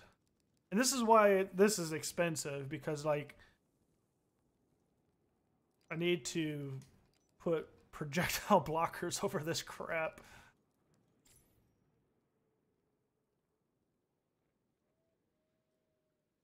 I want to cosplay as Yuna and Riku one day. I bet you do. Yeah, I mean, it would be cool and fun, that's for sure. Oh, it's back. Riku, how the hell? I don't anymore. I think it's double K, actually. I actually thought about doing a playthrough of that game on stream. Like, this is one of the few FFs that I, like, got really close to 100%ing. So, I definitely have thought about it, though. Okay. Projectile blockers do not block fire. So, fire not possible. Not there at least. Not there at least. Alright, that one went to 5. And so did that one. So what object is here? Because I don't know. 10 is my fucking... It is... 10 is also my favorite. That is... I mean, we've talked about this before. 10 is also my favorite, with 7 being close behind it. I love 10 a lot. Let's ungroup this. Not be dumb like this person is, and put the light facing forward so that you can see. Oh yeah, so if anybody's ever forged in here, even when you have something as a point or a spot or as a spotlight or anything like that, you want to have the camera facing the direction you of like where the majority of the map is. Like you notice that you only see it in the bar, but you don't see it at all. So like even though this is a point light, you still want it facing the direction of out. I think I'm a Squall person, but I'm actually a Leon person. 8 is one of the FF8 is one of my favorite mind fucks of all time, for sure.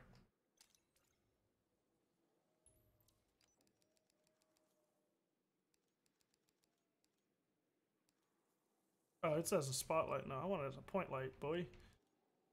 Let's get rid of the...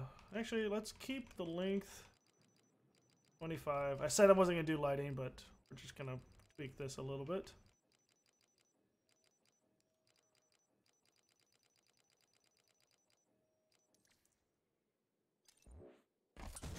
All right, let's...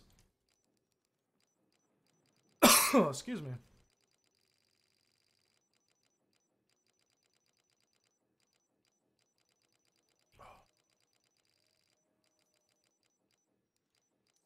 Let's... I wonder if I select all, I might be able to avoid on death deletion disturbance, death deletion on hero timer.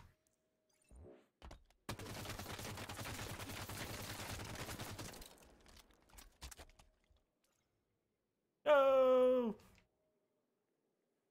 Lighting. I'm having flashbacks when I had to render shit with lighting. Why you do this? I love lighting. Lighting is my favorite thing.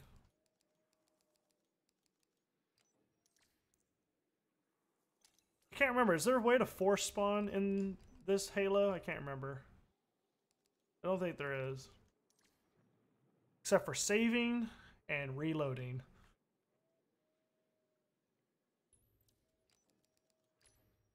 Respawn all? Aha, thank you. Thank you for reminding me of that.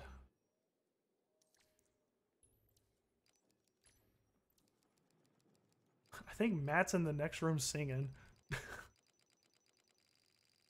I always forget that there's that option in like to do that on like the big scale of stuff.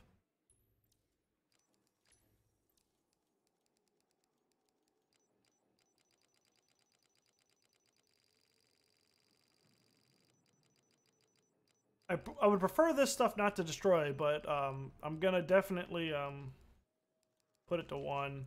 Save. I think it's in map options, right? Respawn all objects.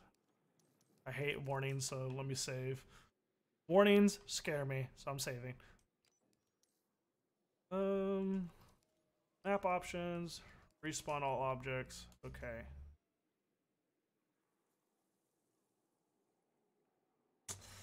Maybe because I had it set to respawn 0, it actually deleted itself from the list of objects. So we're gonna save, leave, and come back.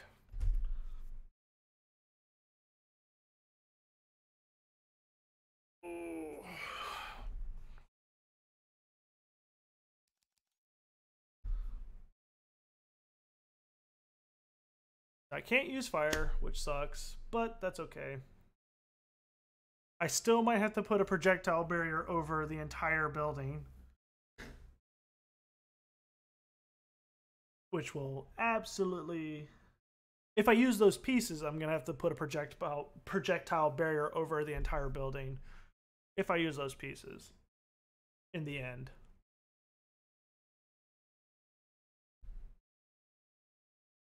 It'd be great if we could scale, you know, anything. Could be.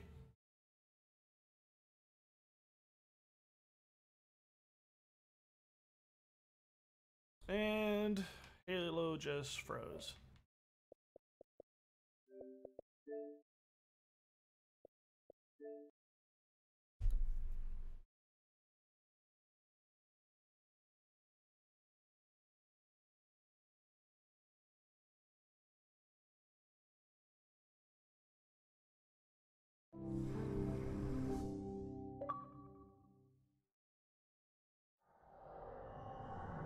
All right.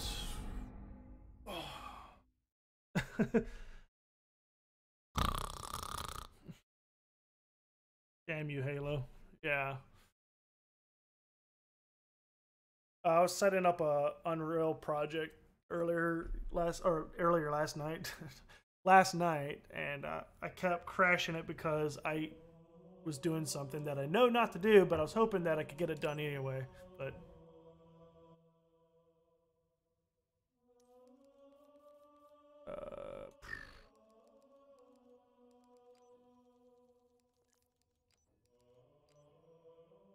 retrieving data.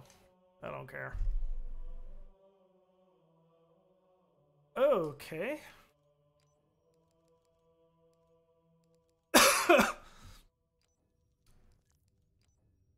So definitely something happened because it created a copy.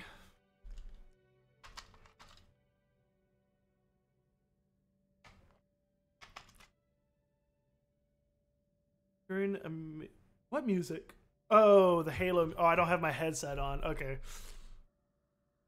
Yeah, those were fun. It was so much fun. Mucho fun.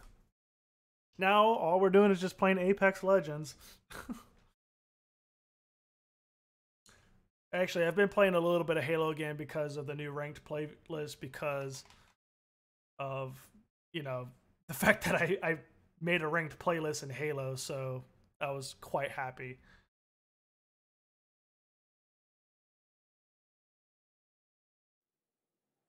Like, it was super cool. So, right. 1. Everything should be set to 1.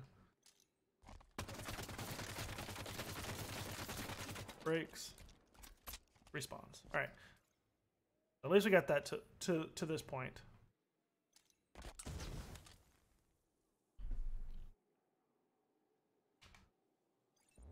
All right.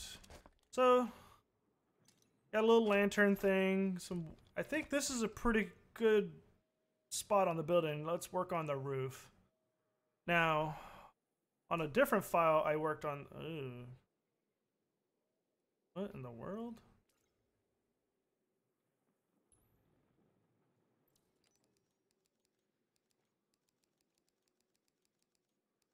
Oh. We'll work on the roof. Now, question really comes down to, all right, so this roof isn't playable. That roof isn't playable, but there will be a little roof ledge. I mean, as you can kind of see, there will be kind of a roof piece here that you can stand on. So this one has to be good looking. So for the sake of what I have to do, I'm going to do a full roof. How long does it generally take to make a map, including sketching up the idea? For me personally, I can do it pretty quick because I've been doing this for a while, so I kind of know what I'm looking for really quick.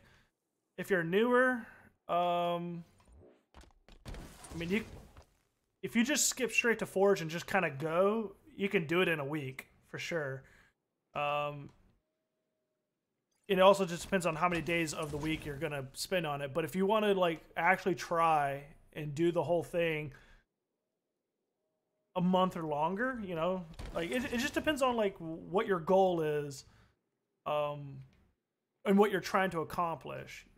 Like, that's what it really comes down to. You could throw something together really quick and it'd be okay, but if you want to sit there and take the time to really kind of like make sure you nail every aspect and spend the right amount of time on everything, it can definitely be a month or longer.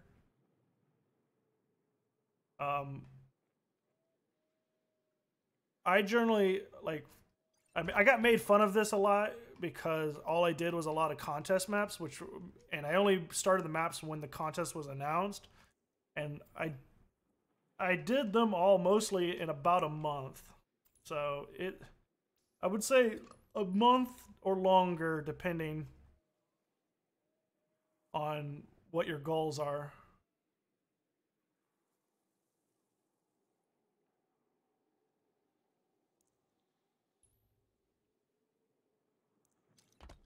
Oh, okay, because you make wonderful. All right, Alice, don't stroke my ego too much now. Oh, the bed? Yeah, I remember. Trust me. We've done some pretty kinky shit over the years, I remember. The bed in Halo 3 was one of them. Did our gamer tags get married there? I think they did.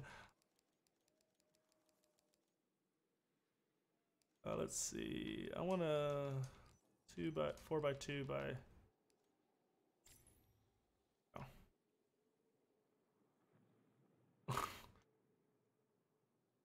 Yeah. Oh, this doesn't have a middle? Really? Okay, so let's do that.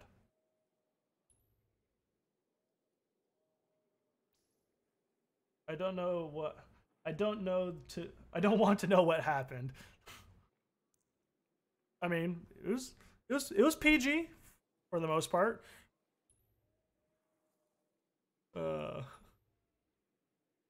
15.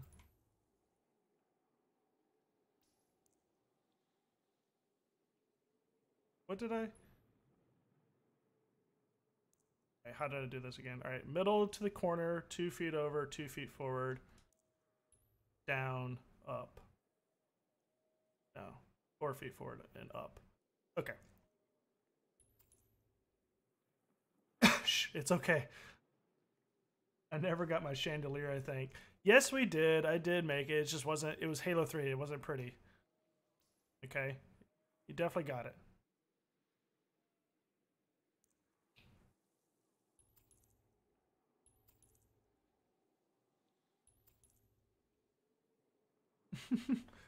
How do I get a lobby together to play my maps? So, if you look in the upper left corner of the stream, there's a website called Forge Hub. And actually, we have another streamer who actually does a lot of stuff. And I'll show you.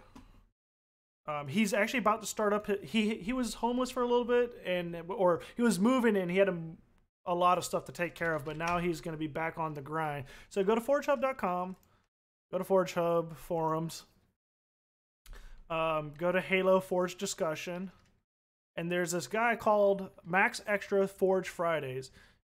You come in here, and what you do is you submit maps like this, And what he'll do is every Friday he will or he's going to be start doing it soon. Every Friday he plays a bunch of maps, and that will help you get some testing on the map. So that's one way to do it. Another way is you can personally just go to the forums, post in Shoutbox, and or let's say what are you working on, and just say, hey, I'm looking to test a map, and maybe some people will come and help you out. Or you can go to our Discord, and you can go custom lobbies, and you can see people. Sometimes Knockyard throws a lot of lobbies together. He's doing only BTB at the moment, but you can go here too. I would recommend the website, and I would recommend Max Extra's Forge Fridays. He's going to start them up again, so don't worry. But that's what I would do.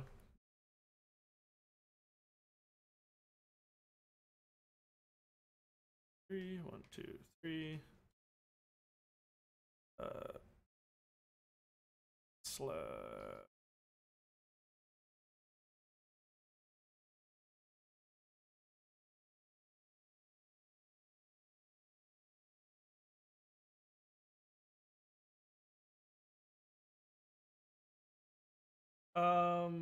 You're right. Oh, yeah, I don't have a command for it. Oops. Yeah, but all right. Let's.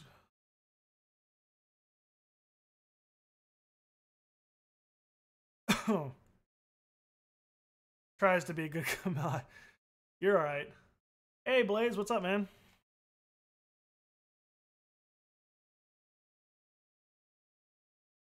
Actually, kind of want 2 more feet forward.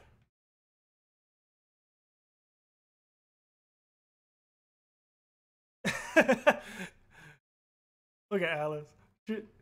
Oh, hey, there's like 3 more viewers than usual.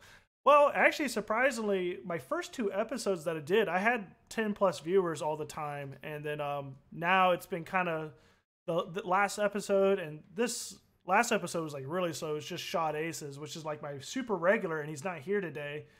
So some days is good, some days is not. It's okay.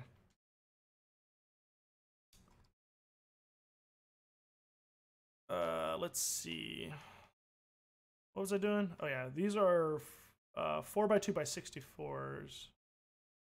4x2 by 64s. Detail 4x2s by 64s. 20. I do have a schedule every Wednesday. That's the schedule.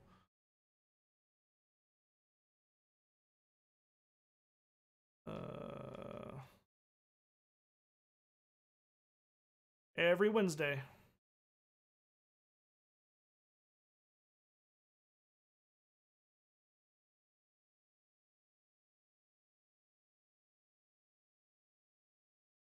Oops.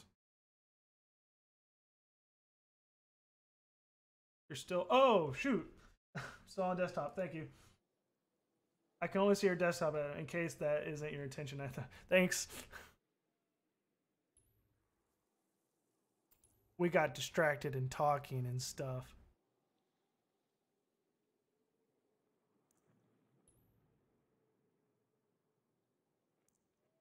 Wait. What?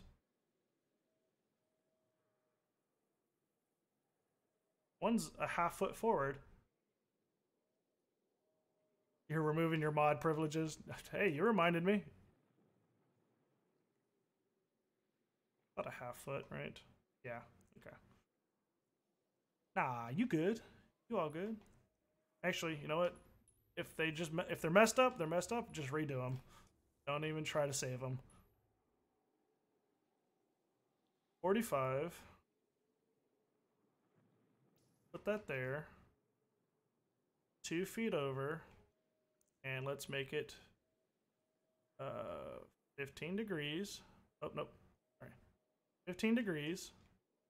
1, 2. Flatten out. What am I using the top? Okay.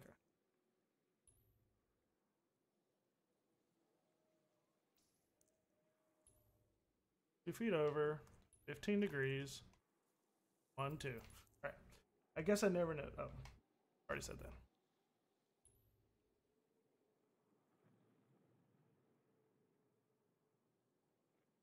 Hey, Blaze, talk about. Saw some of that stuff on Weibo finally. It was funny.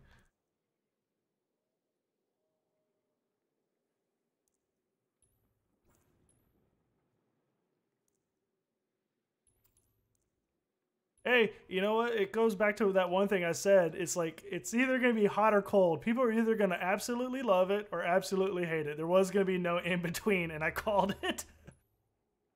Oh man, that's sad.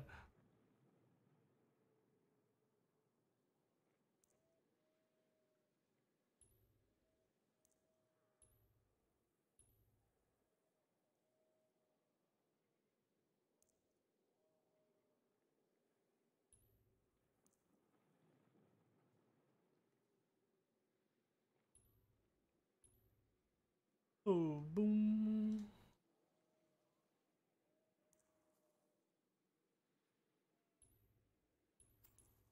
Ooh, did not duplicate the way I told it to. Oh, duplicated behind. Okay.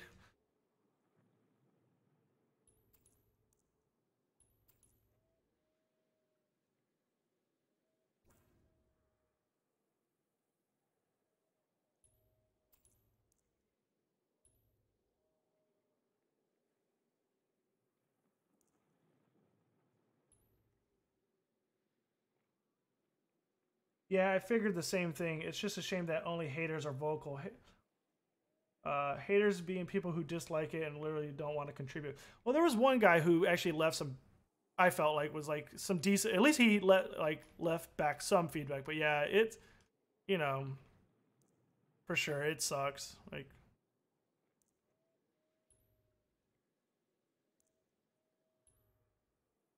but whatever. I have my own set of eyes and hands, so I'll get there. Yeah. Uh, but I mean, but there's definitely were people saying that they loved it too. So I'm like, I'm quite happy, you know.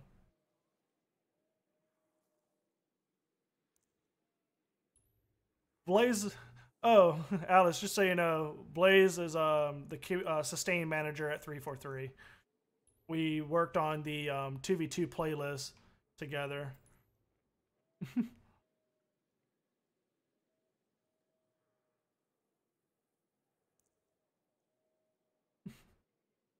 All right, so for now, I think that'll be fine. Kind of. Maybe I shouldn't have used the how thick this particular one was. Let me. I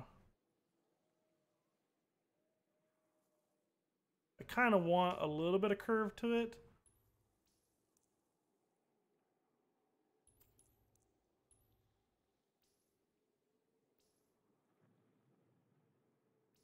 Oops.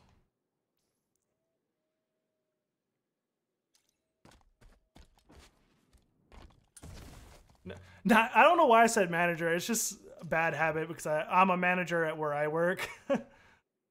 Sustain lead or I don't know. It's technical positions are gay.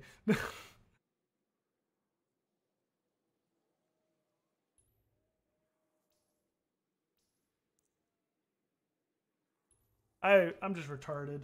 That's all, Mister. See, I'm a manager at where I work, but doesn't mean everybody is. I kind of want this to stick out a little bit further. Maybe so. This is 416 or 4216. Let's do 428, and let's just add a little bit of curve. Just give it a little bit of curve at the end, like so. Yeah, that works. Uh oh, what's Matt yelling at now?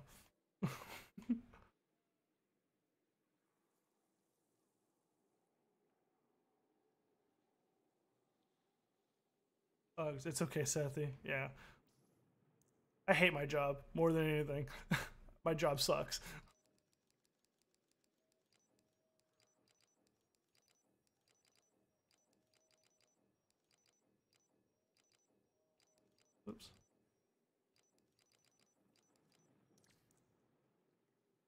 All right, that's cool for now. All right. And the thing is it would need to go down the side also. So let's do that. Let's flatten this out. Rotate it. We will connect these tips together. 15, connect the tips, just the tip.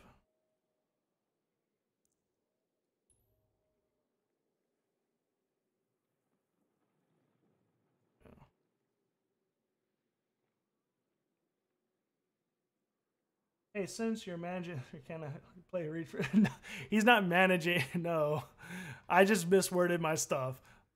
Misword. That's all it was. I goofed up. I called the position the wrong position.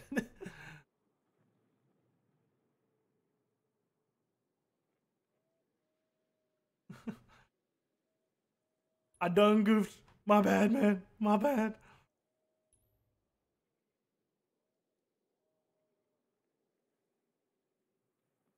I'm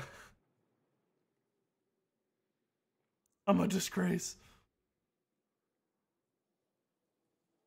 Yeah, I was like, it's the same designer. I couldn't remember what the technical title is.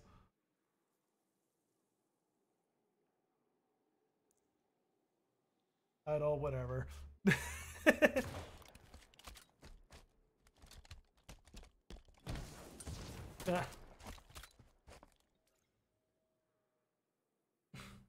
Why am I getting hate mail? What I do? I didn't do nothing. I did nothing. I did nothing sense. All right, so we. All right, so this is a pretty decent, like, I guess a visual start. Now, do I want to go back to anything? I wonder. So, part of me I like the wood planks on the front. Part of me doesn't. I have. Oh.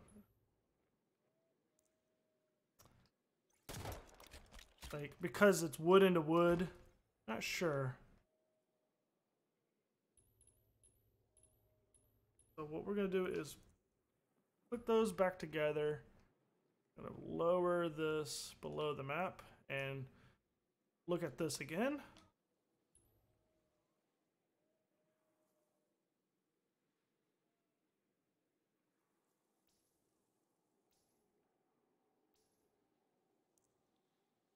Why is this not connecting like it's supposed to?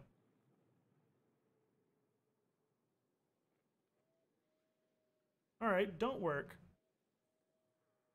Yes, stupid thing.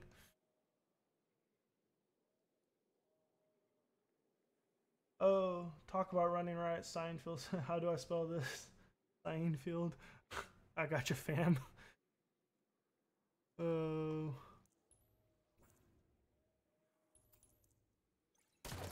All right, so could go with this option. It'll save me some budget.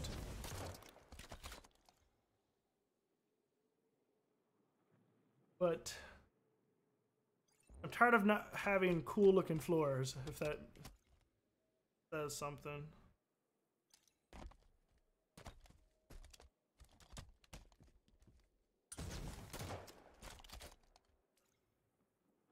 But while we do that, so on one of my reference photos, there was some stonework outside. There was some additional stonework on. Use trim on it. Yeah, I mean, yeah, that's what I was just about to get at. There's some stonework that I've seen before, and we're gonna try that out in a couple different ways. One thing I've seen a lot of people do before is the problem is I don't ever remember where stuff is. That takes me a second to find what I'm looking for, even though I know it's in the game. Trim is win. Trim is win for sure, 100%.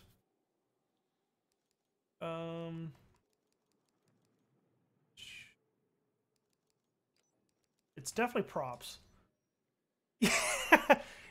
Yes, Blaze, I'm looking for sandbags.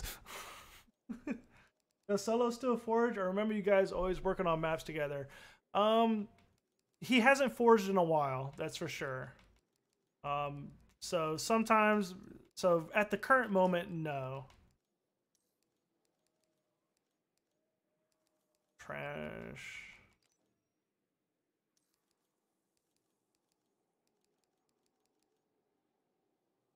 Is it barriers? Oh, cover. Ah, found it. Sandbags. Are they all? Okay.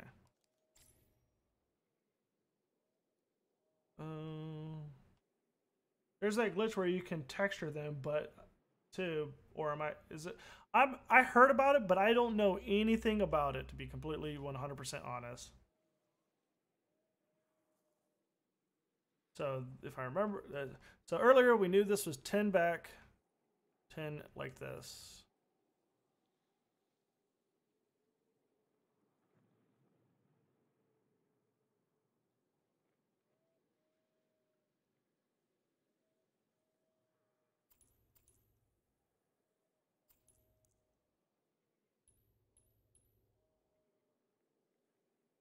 Write these down. Grab those. Put it down. Grab that. Put it down. Take this one and rotate 45. And just this one, rotate again. All right, cool. Now these look a little tight. I think I need to find one that's a little bit less tight, but let's first property colors. Let's go and look. I would have to go and look at how some of the people have done this before. There's like a lot of different ways this can be done. Oh.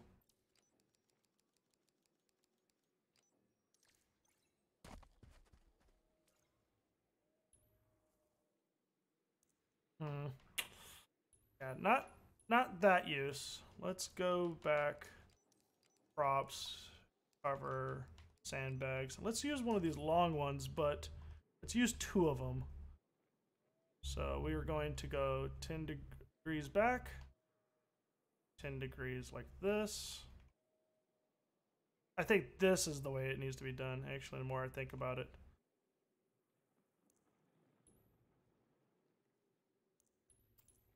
Uh, 45.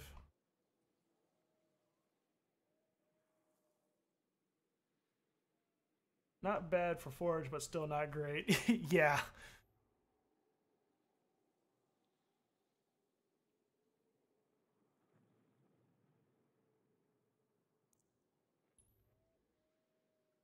Let's flip these around. Let's see what this side looks like. All right, let's see what this side. No, definitely not that side.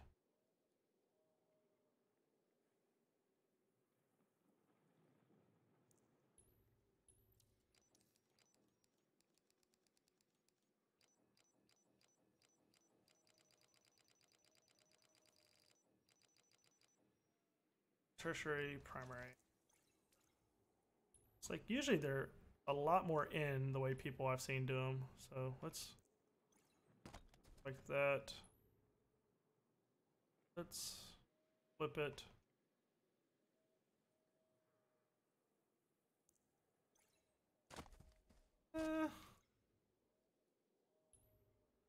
Actually, let's see. Hold on. Let's see what it looks like across the top. Ah, that might be the winner there. That might be the winner right there. Winner, winner, chicken dinner.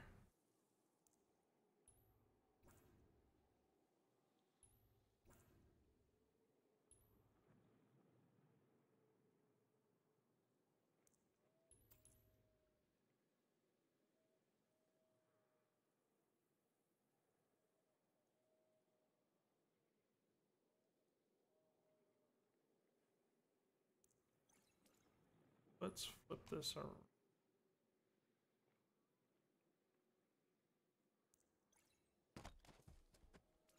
This one, flip this around too. Get in a little bit more. A little bit less. This could work out. Could. Just to add a little bit of trim. Get up a little higher. I wonder if I keep it on the top too. For now, actually, could spin one more object, do something else. Let's do this. Simple 2x4, no, 2x4. Simple 2x2, but no. I remember, it's not simple. Default 2x2 by 64. Ah.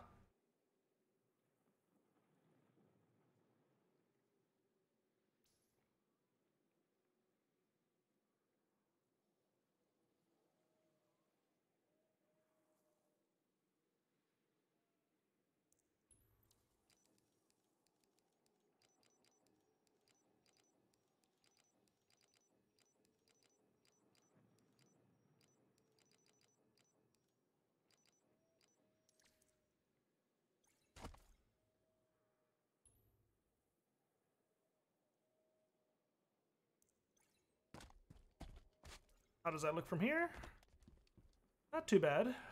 Part of me actually wonders, could I theoretically, well, if I do, see, like if I was to do a railing here, I could put it above it too, but I think this is a good option at the moment. At the moment.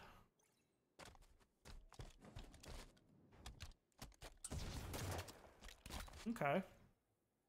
I can get down with that. I can get down. So we just passed the 2-hour mark that I usually like to do for these for this show. Because I know this is going to be just a lot of just generic prototyping, I think I'm gonna go a little bit longer. And if it's too much, then I will separate it into multiple parts on YouTube. Oops. I don't want these to look like.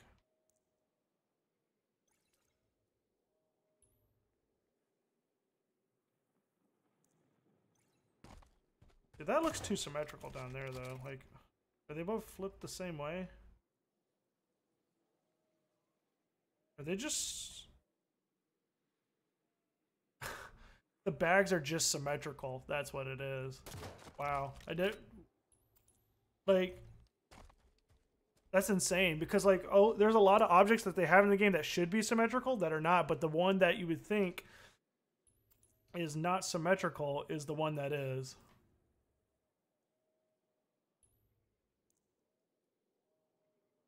That is totally funny.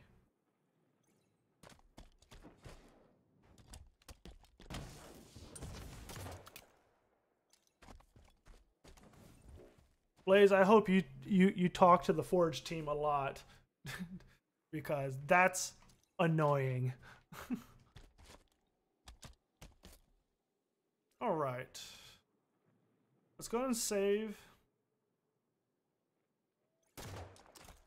So this building here, like I said, I was talking about earlier, is kind of more representative of what this could potentially be. Aesthetically speaking. But this would be more on the front side. This would be this side here, just not as tall. So I would need to make it a lot taller.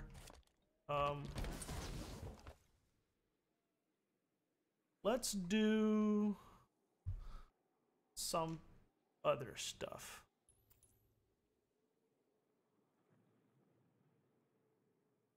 Those actually look pretty cool. The bottom side, it's good, like It's like what cobblestone should look like. I kind of want to put some at the bottom too.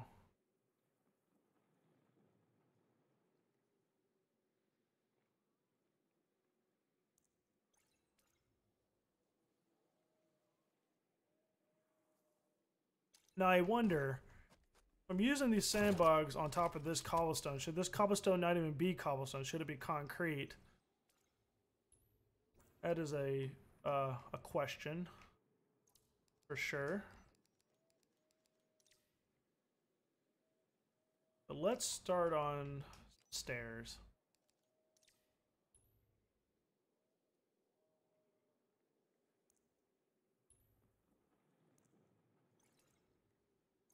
Um,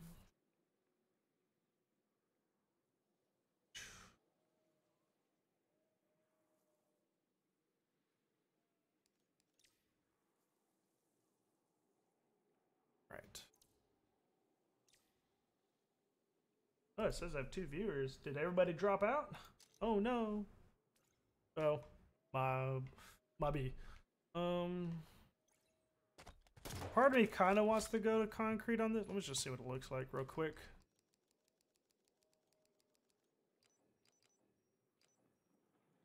Nah. That was quick. That was quick. That was a quick no.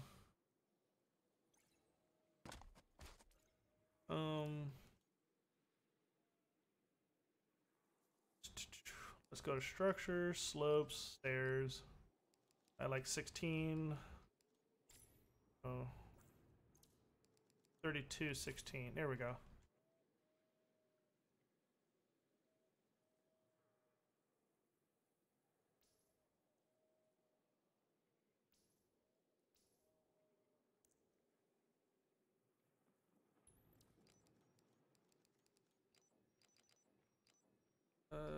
Go to primary, primary, primary, down to 5, down to 5, concrete, grime, 50. Ooh, I just got a headache out of nowhere. Actually, I don't want to use one of the center. It is simple. 8, 16, 8, 16. Go to 4.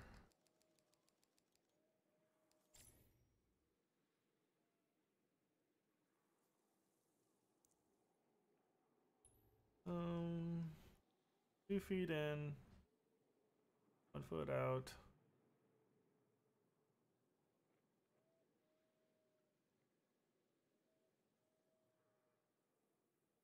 Do that.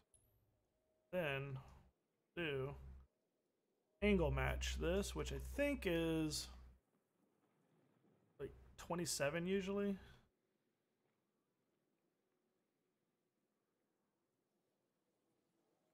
Like 27 and a half.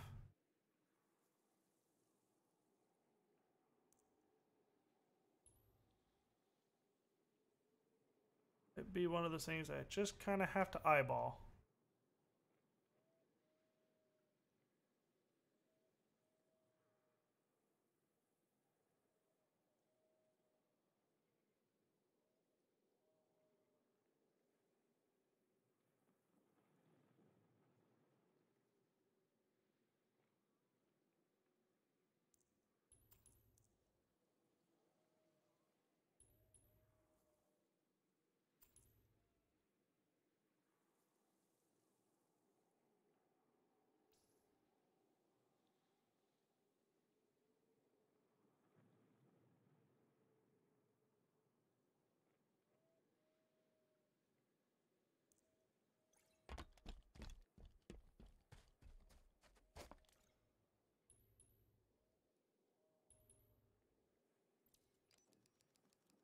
Ooh.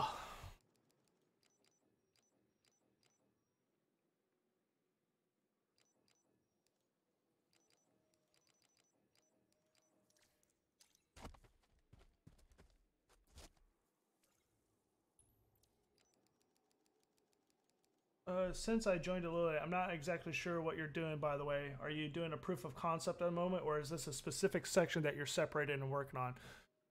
So the, the way I like to do stuff is through different like random prototypes. So like this is actually not like I was talking earlier about. This is not a block out. This is a prototype. Just something that I could like jump on really quick and just kind of see what is going on. It's the same thing with this. This is just a random prototype of like the art that I want to try and accomplish with um the style. This is just so that like I can move it to different canvases to get maybe some lighting, see what the lighting is like and things like that. Um so that's what it basically is. It's just a proof of concept on what can I potentially do for this type of style and can I actually make it look decent. Um because the layout, one of the cool things about I think with that layout is I think it's actually fairly flexible and I could in theory easily use that for any any art really, or at least I think I can.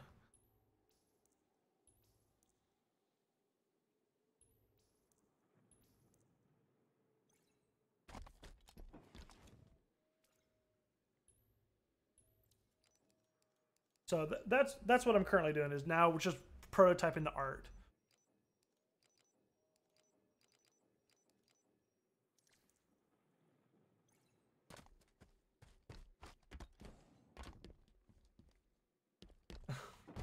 Uh, I was almost gonna do a Husky Raid contest map, but with some of the people I know that is going to be doing, or some of the people that are in doing the contest, I'm not going to enter it because there's no chance that I'm going to win it. Or at least I don't think I have a chance to win it. Therefore, I'm not going to waste my time. Like Colson is. He already showed me what he's kind of working on, and I'm like, yeah, I mean, it's Colson. He's gonna do crazy stuff. But yes, the layout looks very versatile. Yeah.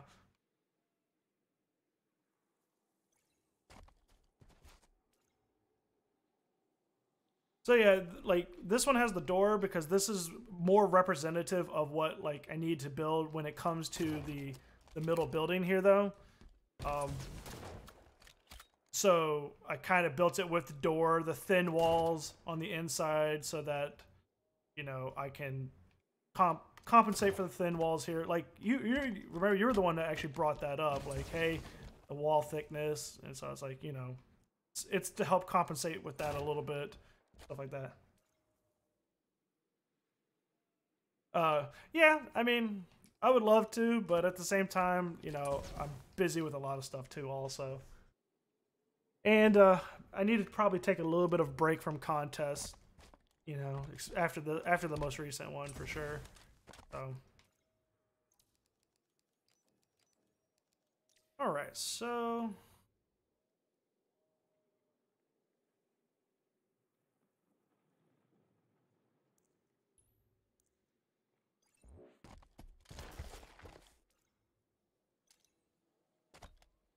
let's see.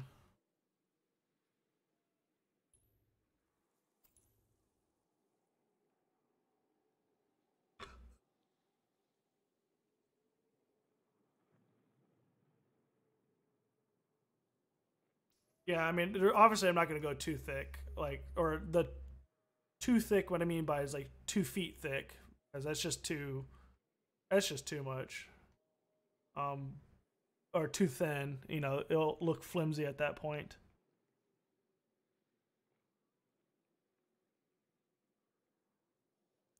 So I think these 4 thick are pretty good, but the problem with 4 thick is you have to use detailed blocks instead of simples, which will affect your light map quite a bit. Um,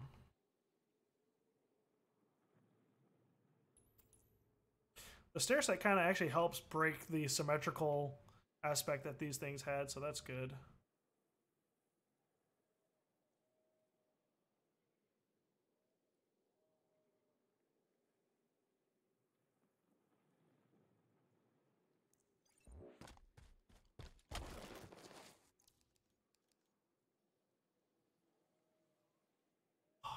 head for some reason is starting to hurt, but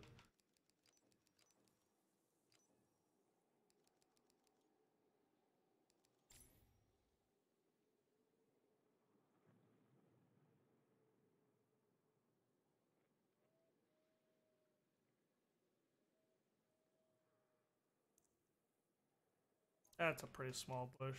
That's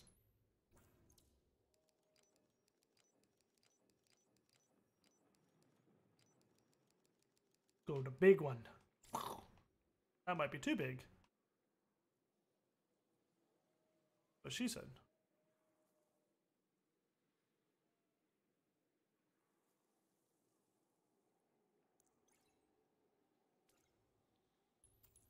Ah.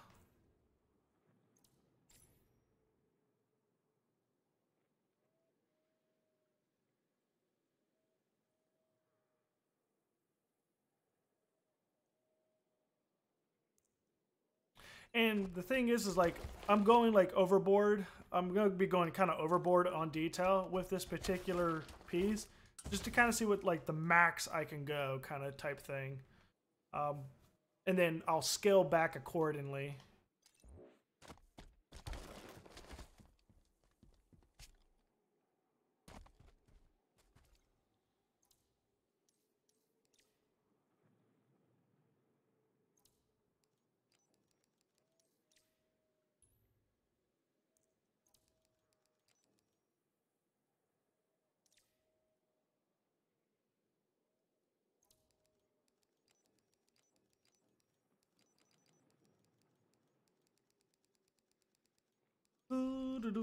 Terrain. That's alpine, glacier, idle. Idle's darker. Maybe I should just use that for now.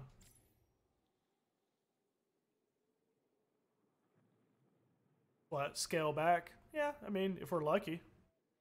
You know, if they give us about... The only way that would really work, to be completely honest, they would have to give us about 10,000 objects. In my opinion.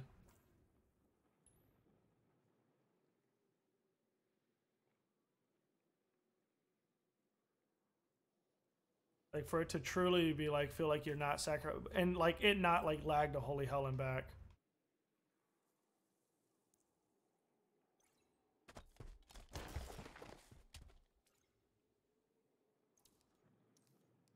And a way to instance the plant stuff, because without instancing it's really laggy. Like,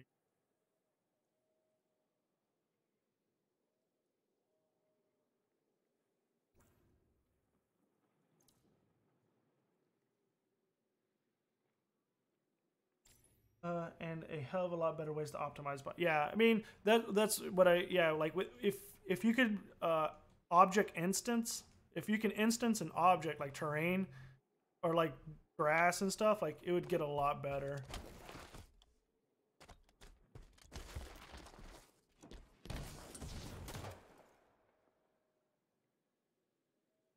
It would get a lot better. Cool. All right, let's add some rocks. Some rocks.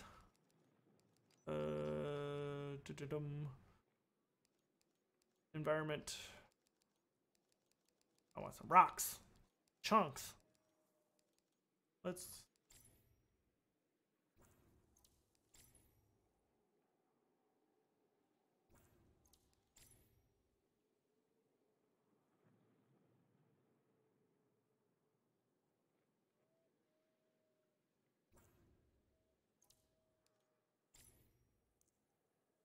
Let's go ahead and get rid of that.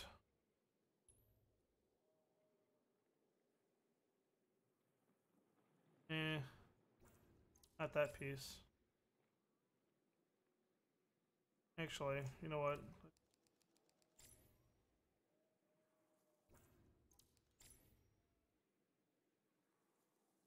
I don't think these are the rocks I would use, but I'm not going to go and change them either.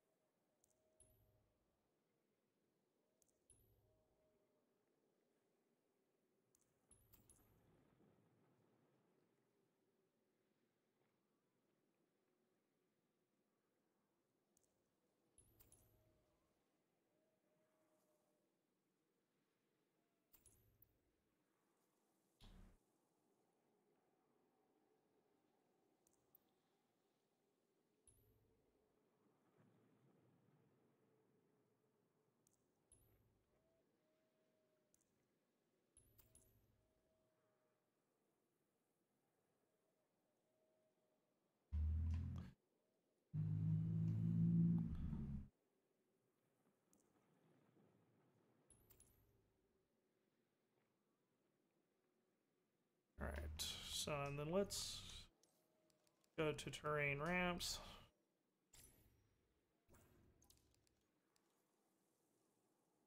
Oh, it's doing that weird glitch where if you even highlight a big piece, it freaks out.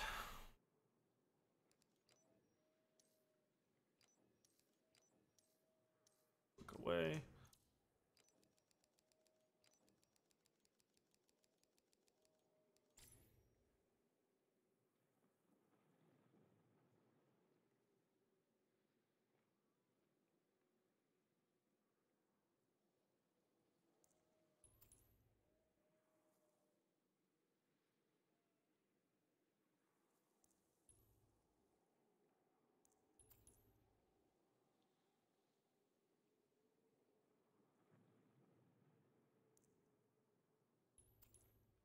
Create a bowl. What we're gonna do is put a little pond type of thing, I guess.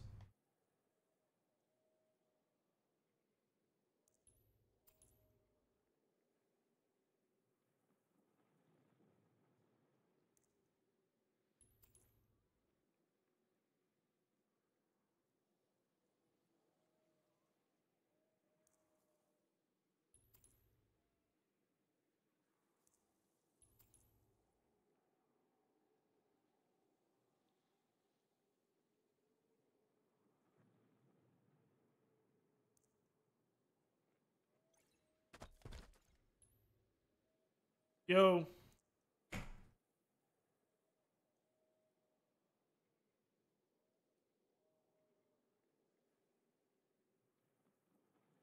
I was like, I went in there to get it. And you saw one was missing? I was like, I've been home. What's up, man? Yeah. Alright, so let's see. If I remember correctly on how to do this. Decals.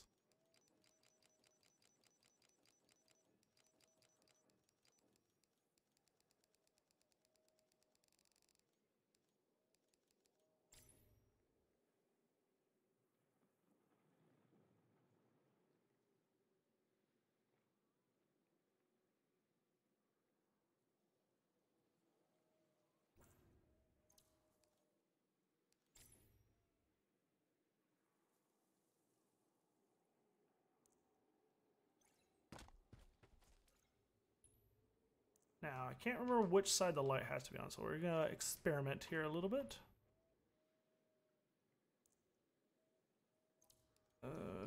Lighting, invisible. Put another one of these down here. Have something. I hope we get a water texture for like maybe blocks or something like that, just so we can.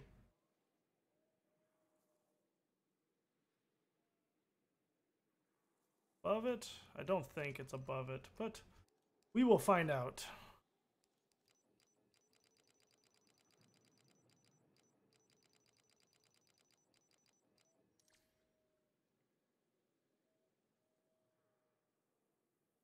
Got to remember.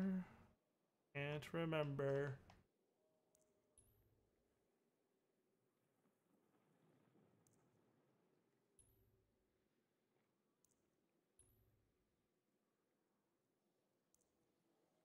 Hmm.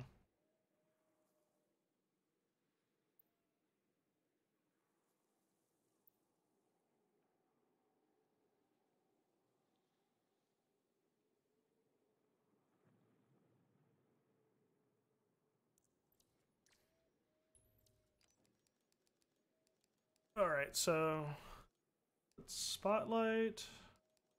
Let's give it some angle. Bit of angle. Go up to 100.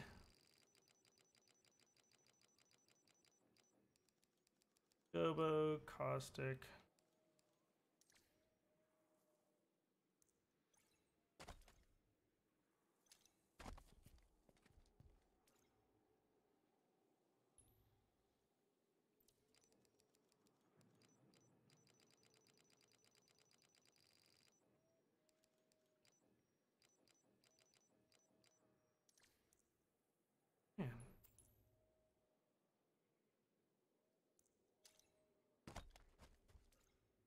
Trying to remember how we did this.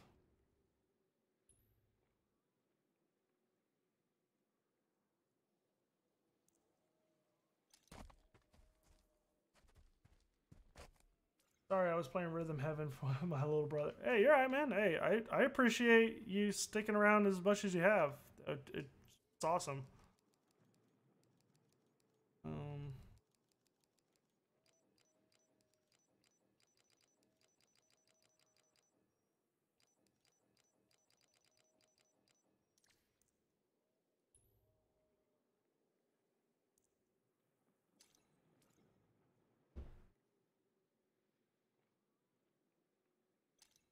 Oops, definitely not that way.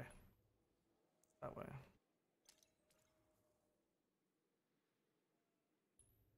Trying to remember how you actually color it. Maybe I'd do it like this and actually generate. No. Or maybe it stays that color. I'm not sure.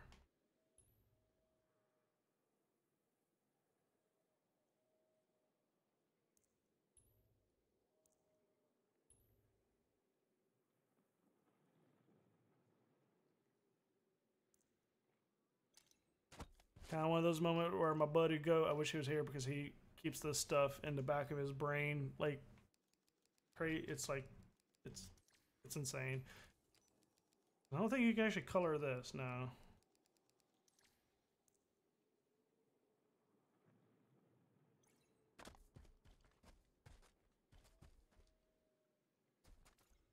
It's also got to be one.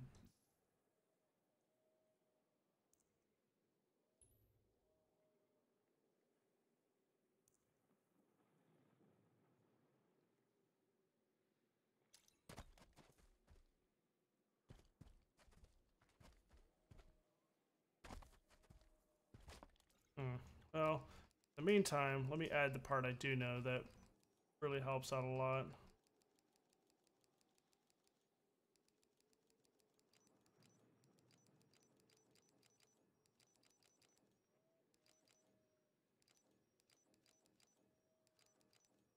Find it.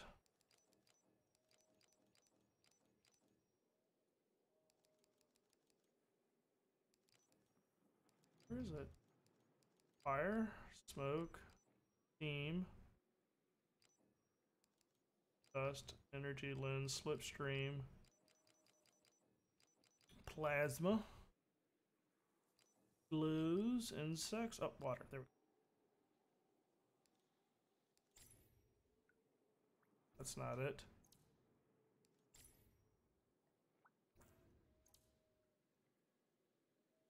Definitely not it. Maybe it's in the depths. Bubbles. Okay. Splashes. There we go.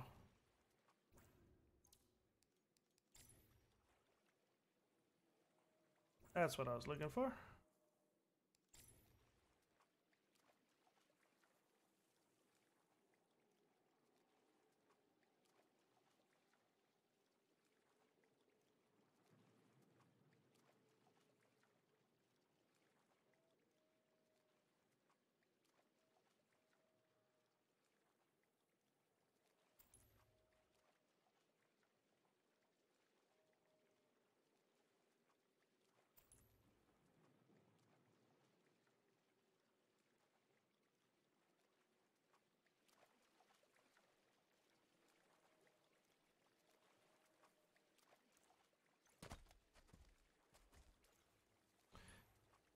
I'm probably gonna have to try and find the map where we did this originally on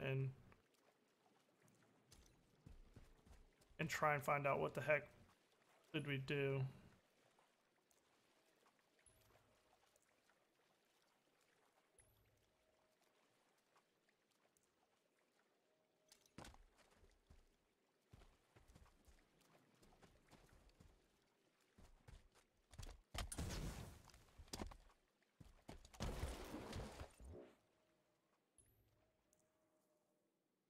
Actually, is it object?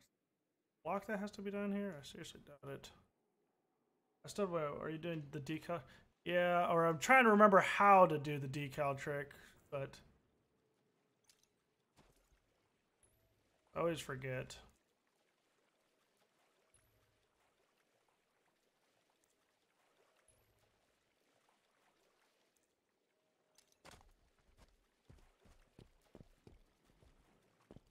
I think these are supposed to be a little bit farther underneath those.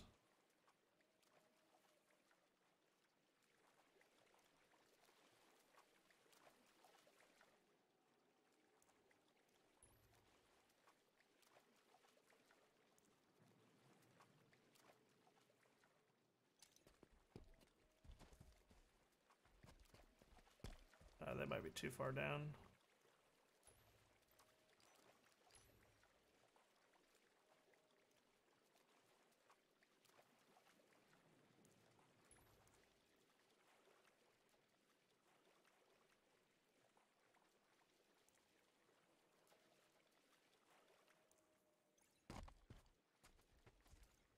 Oh, let me just continue to add the other things that I remember. You actually want to place the lights under the floor piece below the decal pointing up, and then the light will have to be dynamic if I remember correctly. Oh, it has to be, that's right. It has to be on the other side of the object. I couldn't remember. It's like, it has to go through the object if I remember correctly now. But I think it's like you have to turn it back off.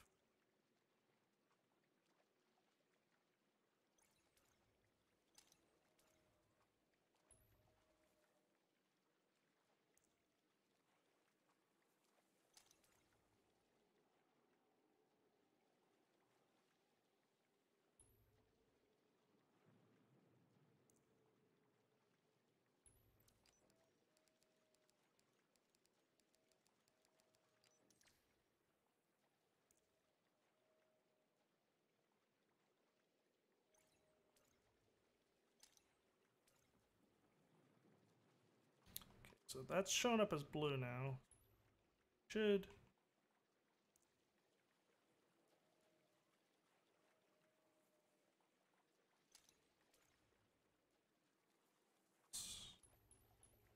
These off.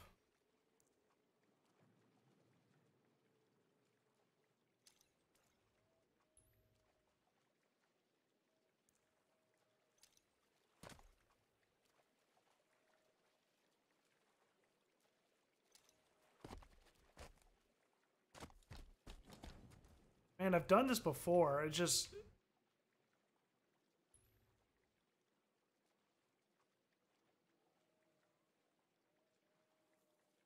I remember doing this before also. I think it's that. Right. Oh.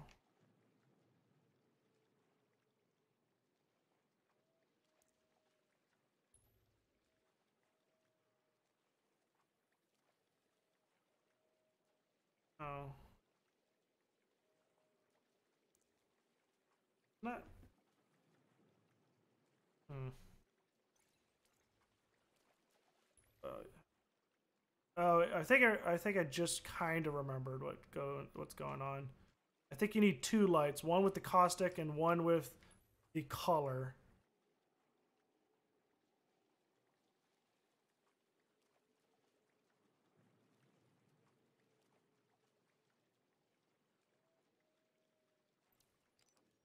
Caustic. Aha! I remember now.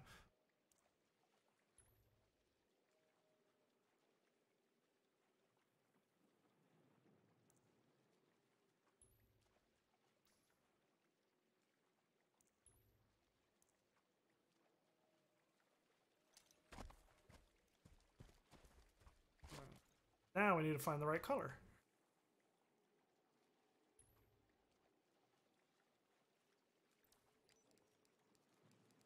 I knew it'd come eventually. Yeah, that might be it. Baby blue.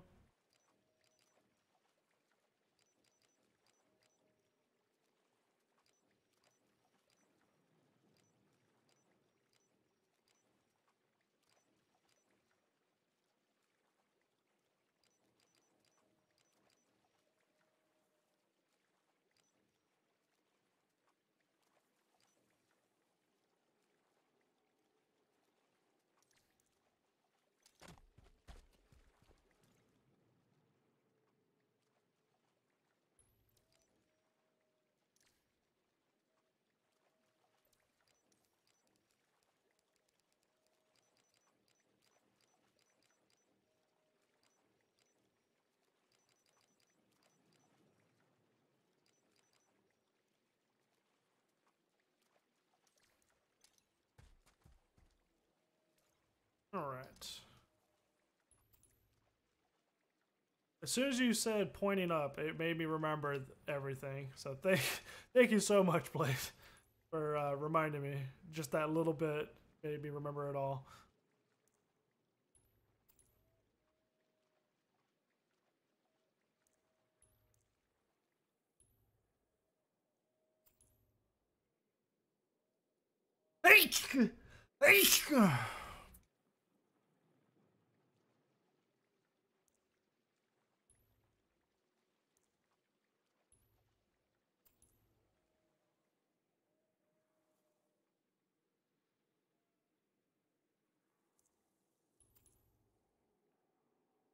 Thank you.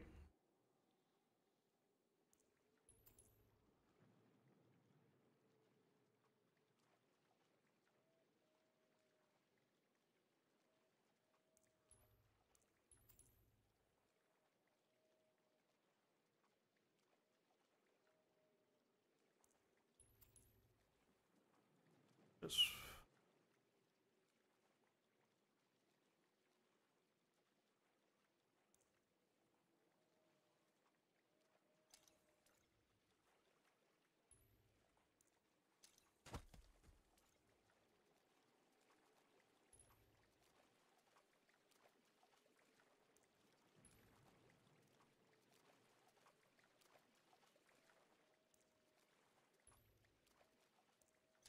I have to go now, dude, but might be on later to bullshit and watch. Take care. Hey, man, thanks for stopping by.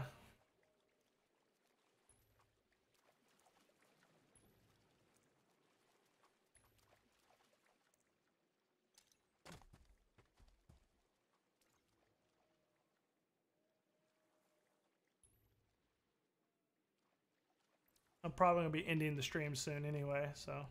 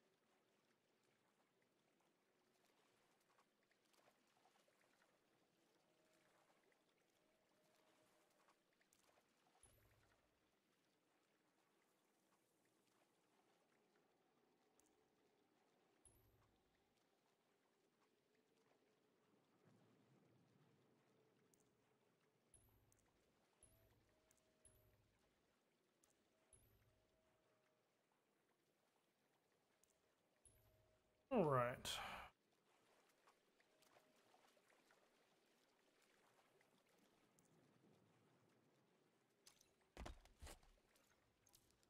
Let's go ahead and add just a little bit more detail to this, and then I think we're going to call it a night.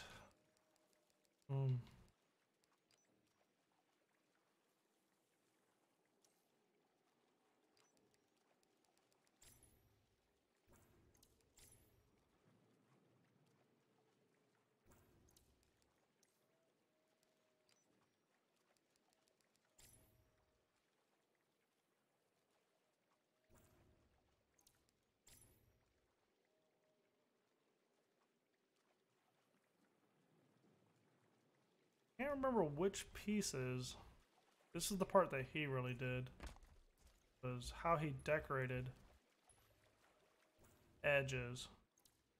Cannot, for the life of me, completely remember how he did it.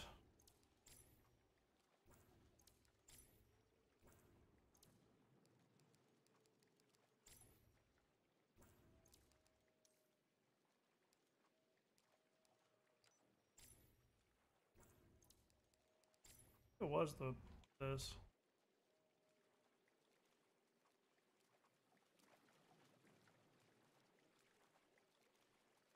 It was like floating plant life, pretty much. But it had animations to it. It moved.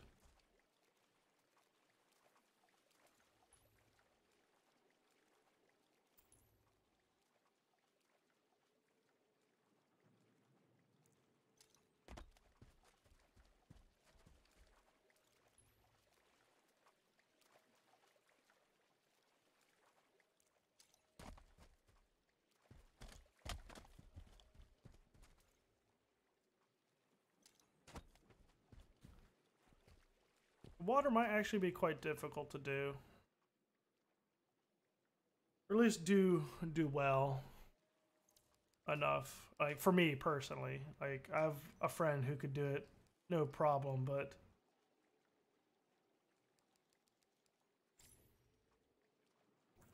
me personally, I'm not sure if I can. But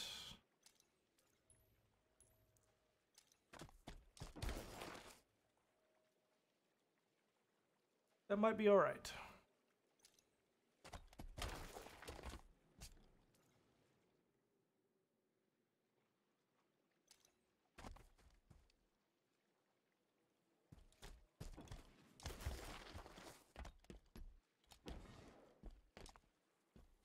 Yeah. I'm not so sold on this anymore, actually. I'd rather just do a garden of sorts. I'm just going to go ahead and delete this so I don't accidentally keep it. Now, might revisit this later. Maybe if I find the file that that I was building with Goat, then I might revisit the whole water pond again. It has to be done a very specific way for it to actually look decent, and I can't remember everything about it. And it took a while. It took some effort to get that to look right forever ago, so definitely keep it in mind, but I'm not so certain that we're gonna have water on the map anymore, but we'll see.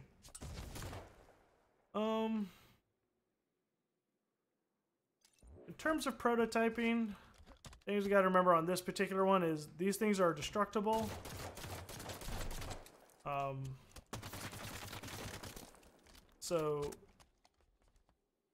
And therefore you have to respawn them back. So I had to put it in a projectile barrier over all of this in order to keep it from not blowing up, which adds more objects. But there might be a way to still do some of this. You know, I might have to use different pieces in order to kind of get it. But one thing I like right now going for it is it's got a very, you know, all the pieces have like this different type of worn look. All of them, you know, none of them are the same kind of, which I think really helps with like the look. You know, making it look like it's been standing for a while.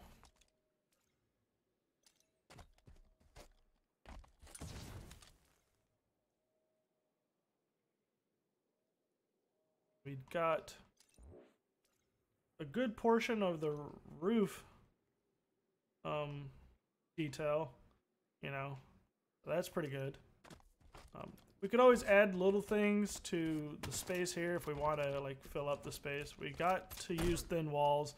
We didn't actually do the inside of the door, so what I'm going to do real quick before we get off is kind of tackle that a little bit.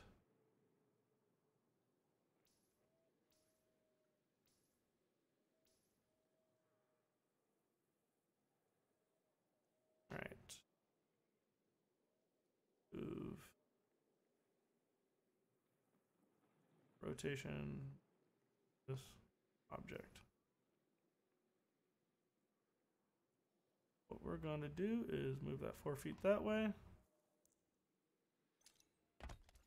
And shove for simplicity's sake, shove one of these in there.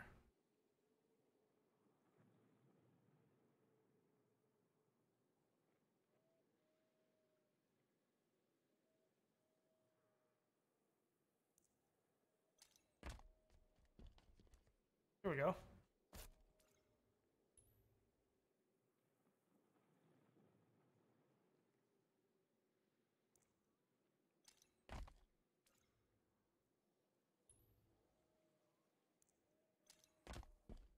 All right, cool. We got a doorway looking pretty decent. Pretty decent.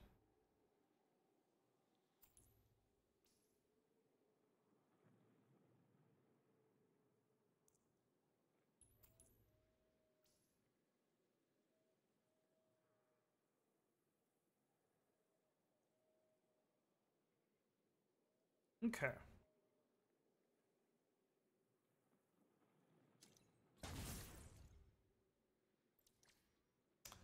Okay.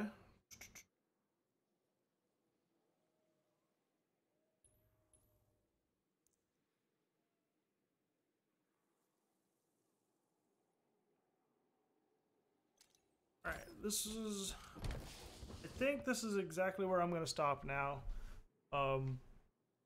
I think we got some good ideas out, some cool visual ideas out. We saw how some of the objects line up and how we have to make some slight tweaks. So, with that being said, if you're watching this on YouTube, I want to say thank you for making it this far. For those who are in chat, thank you for sticking around for those for as long as you did. Again, we do this every Wednesday live on Twitch TV /iSethRoughI.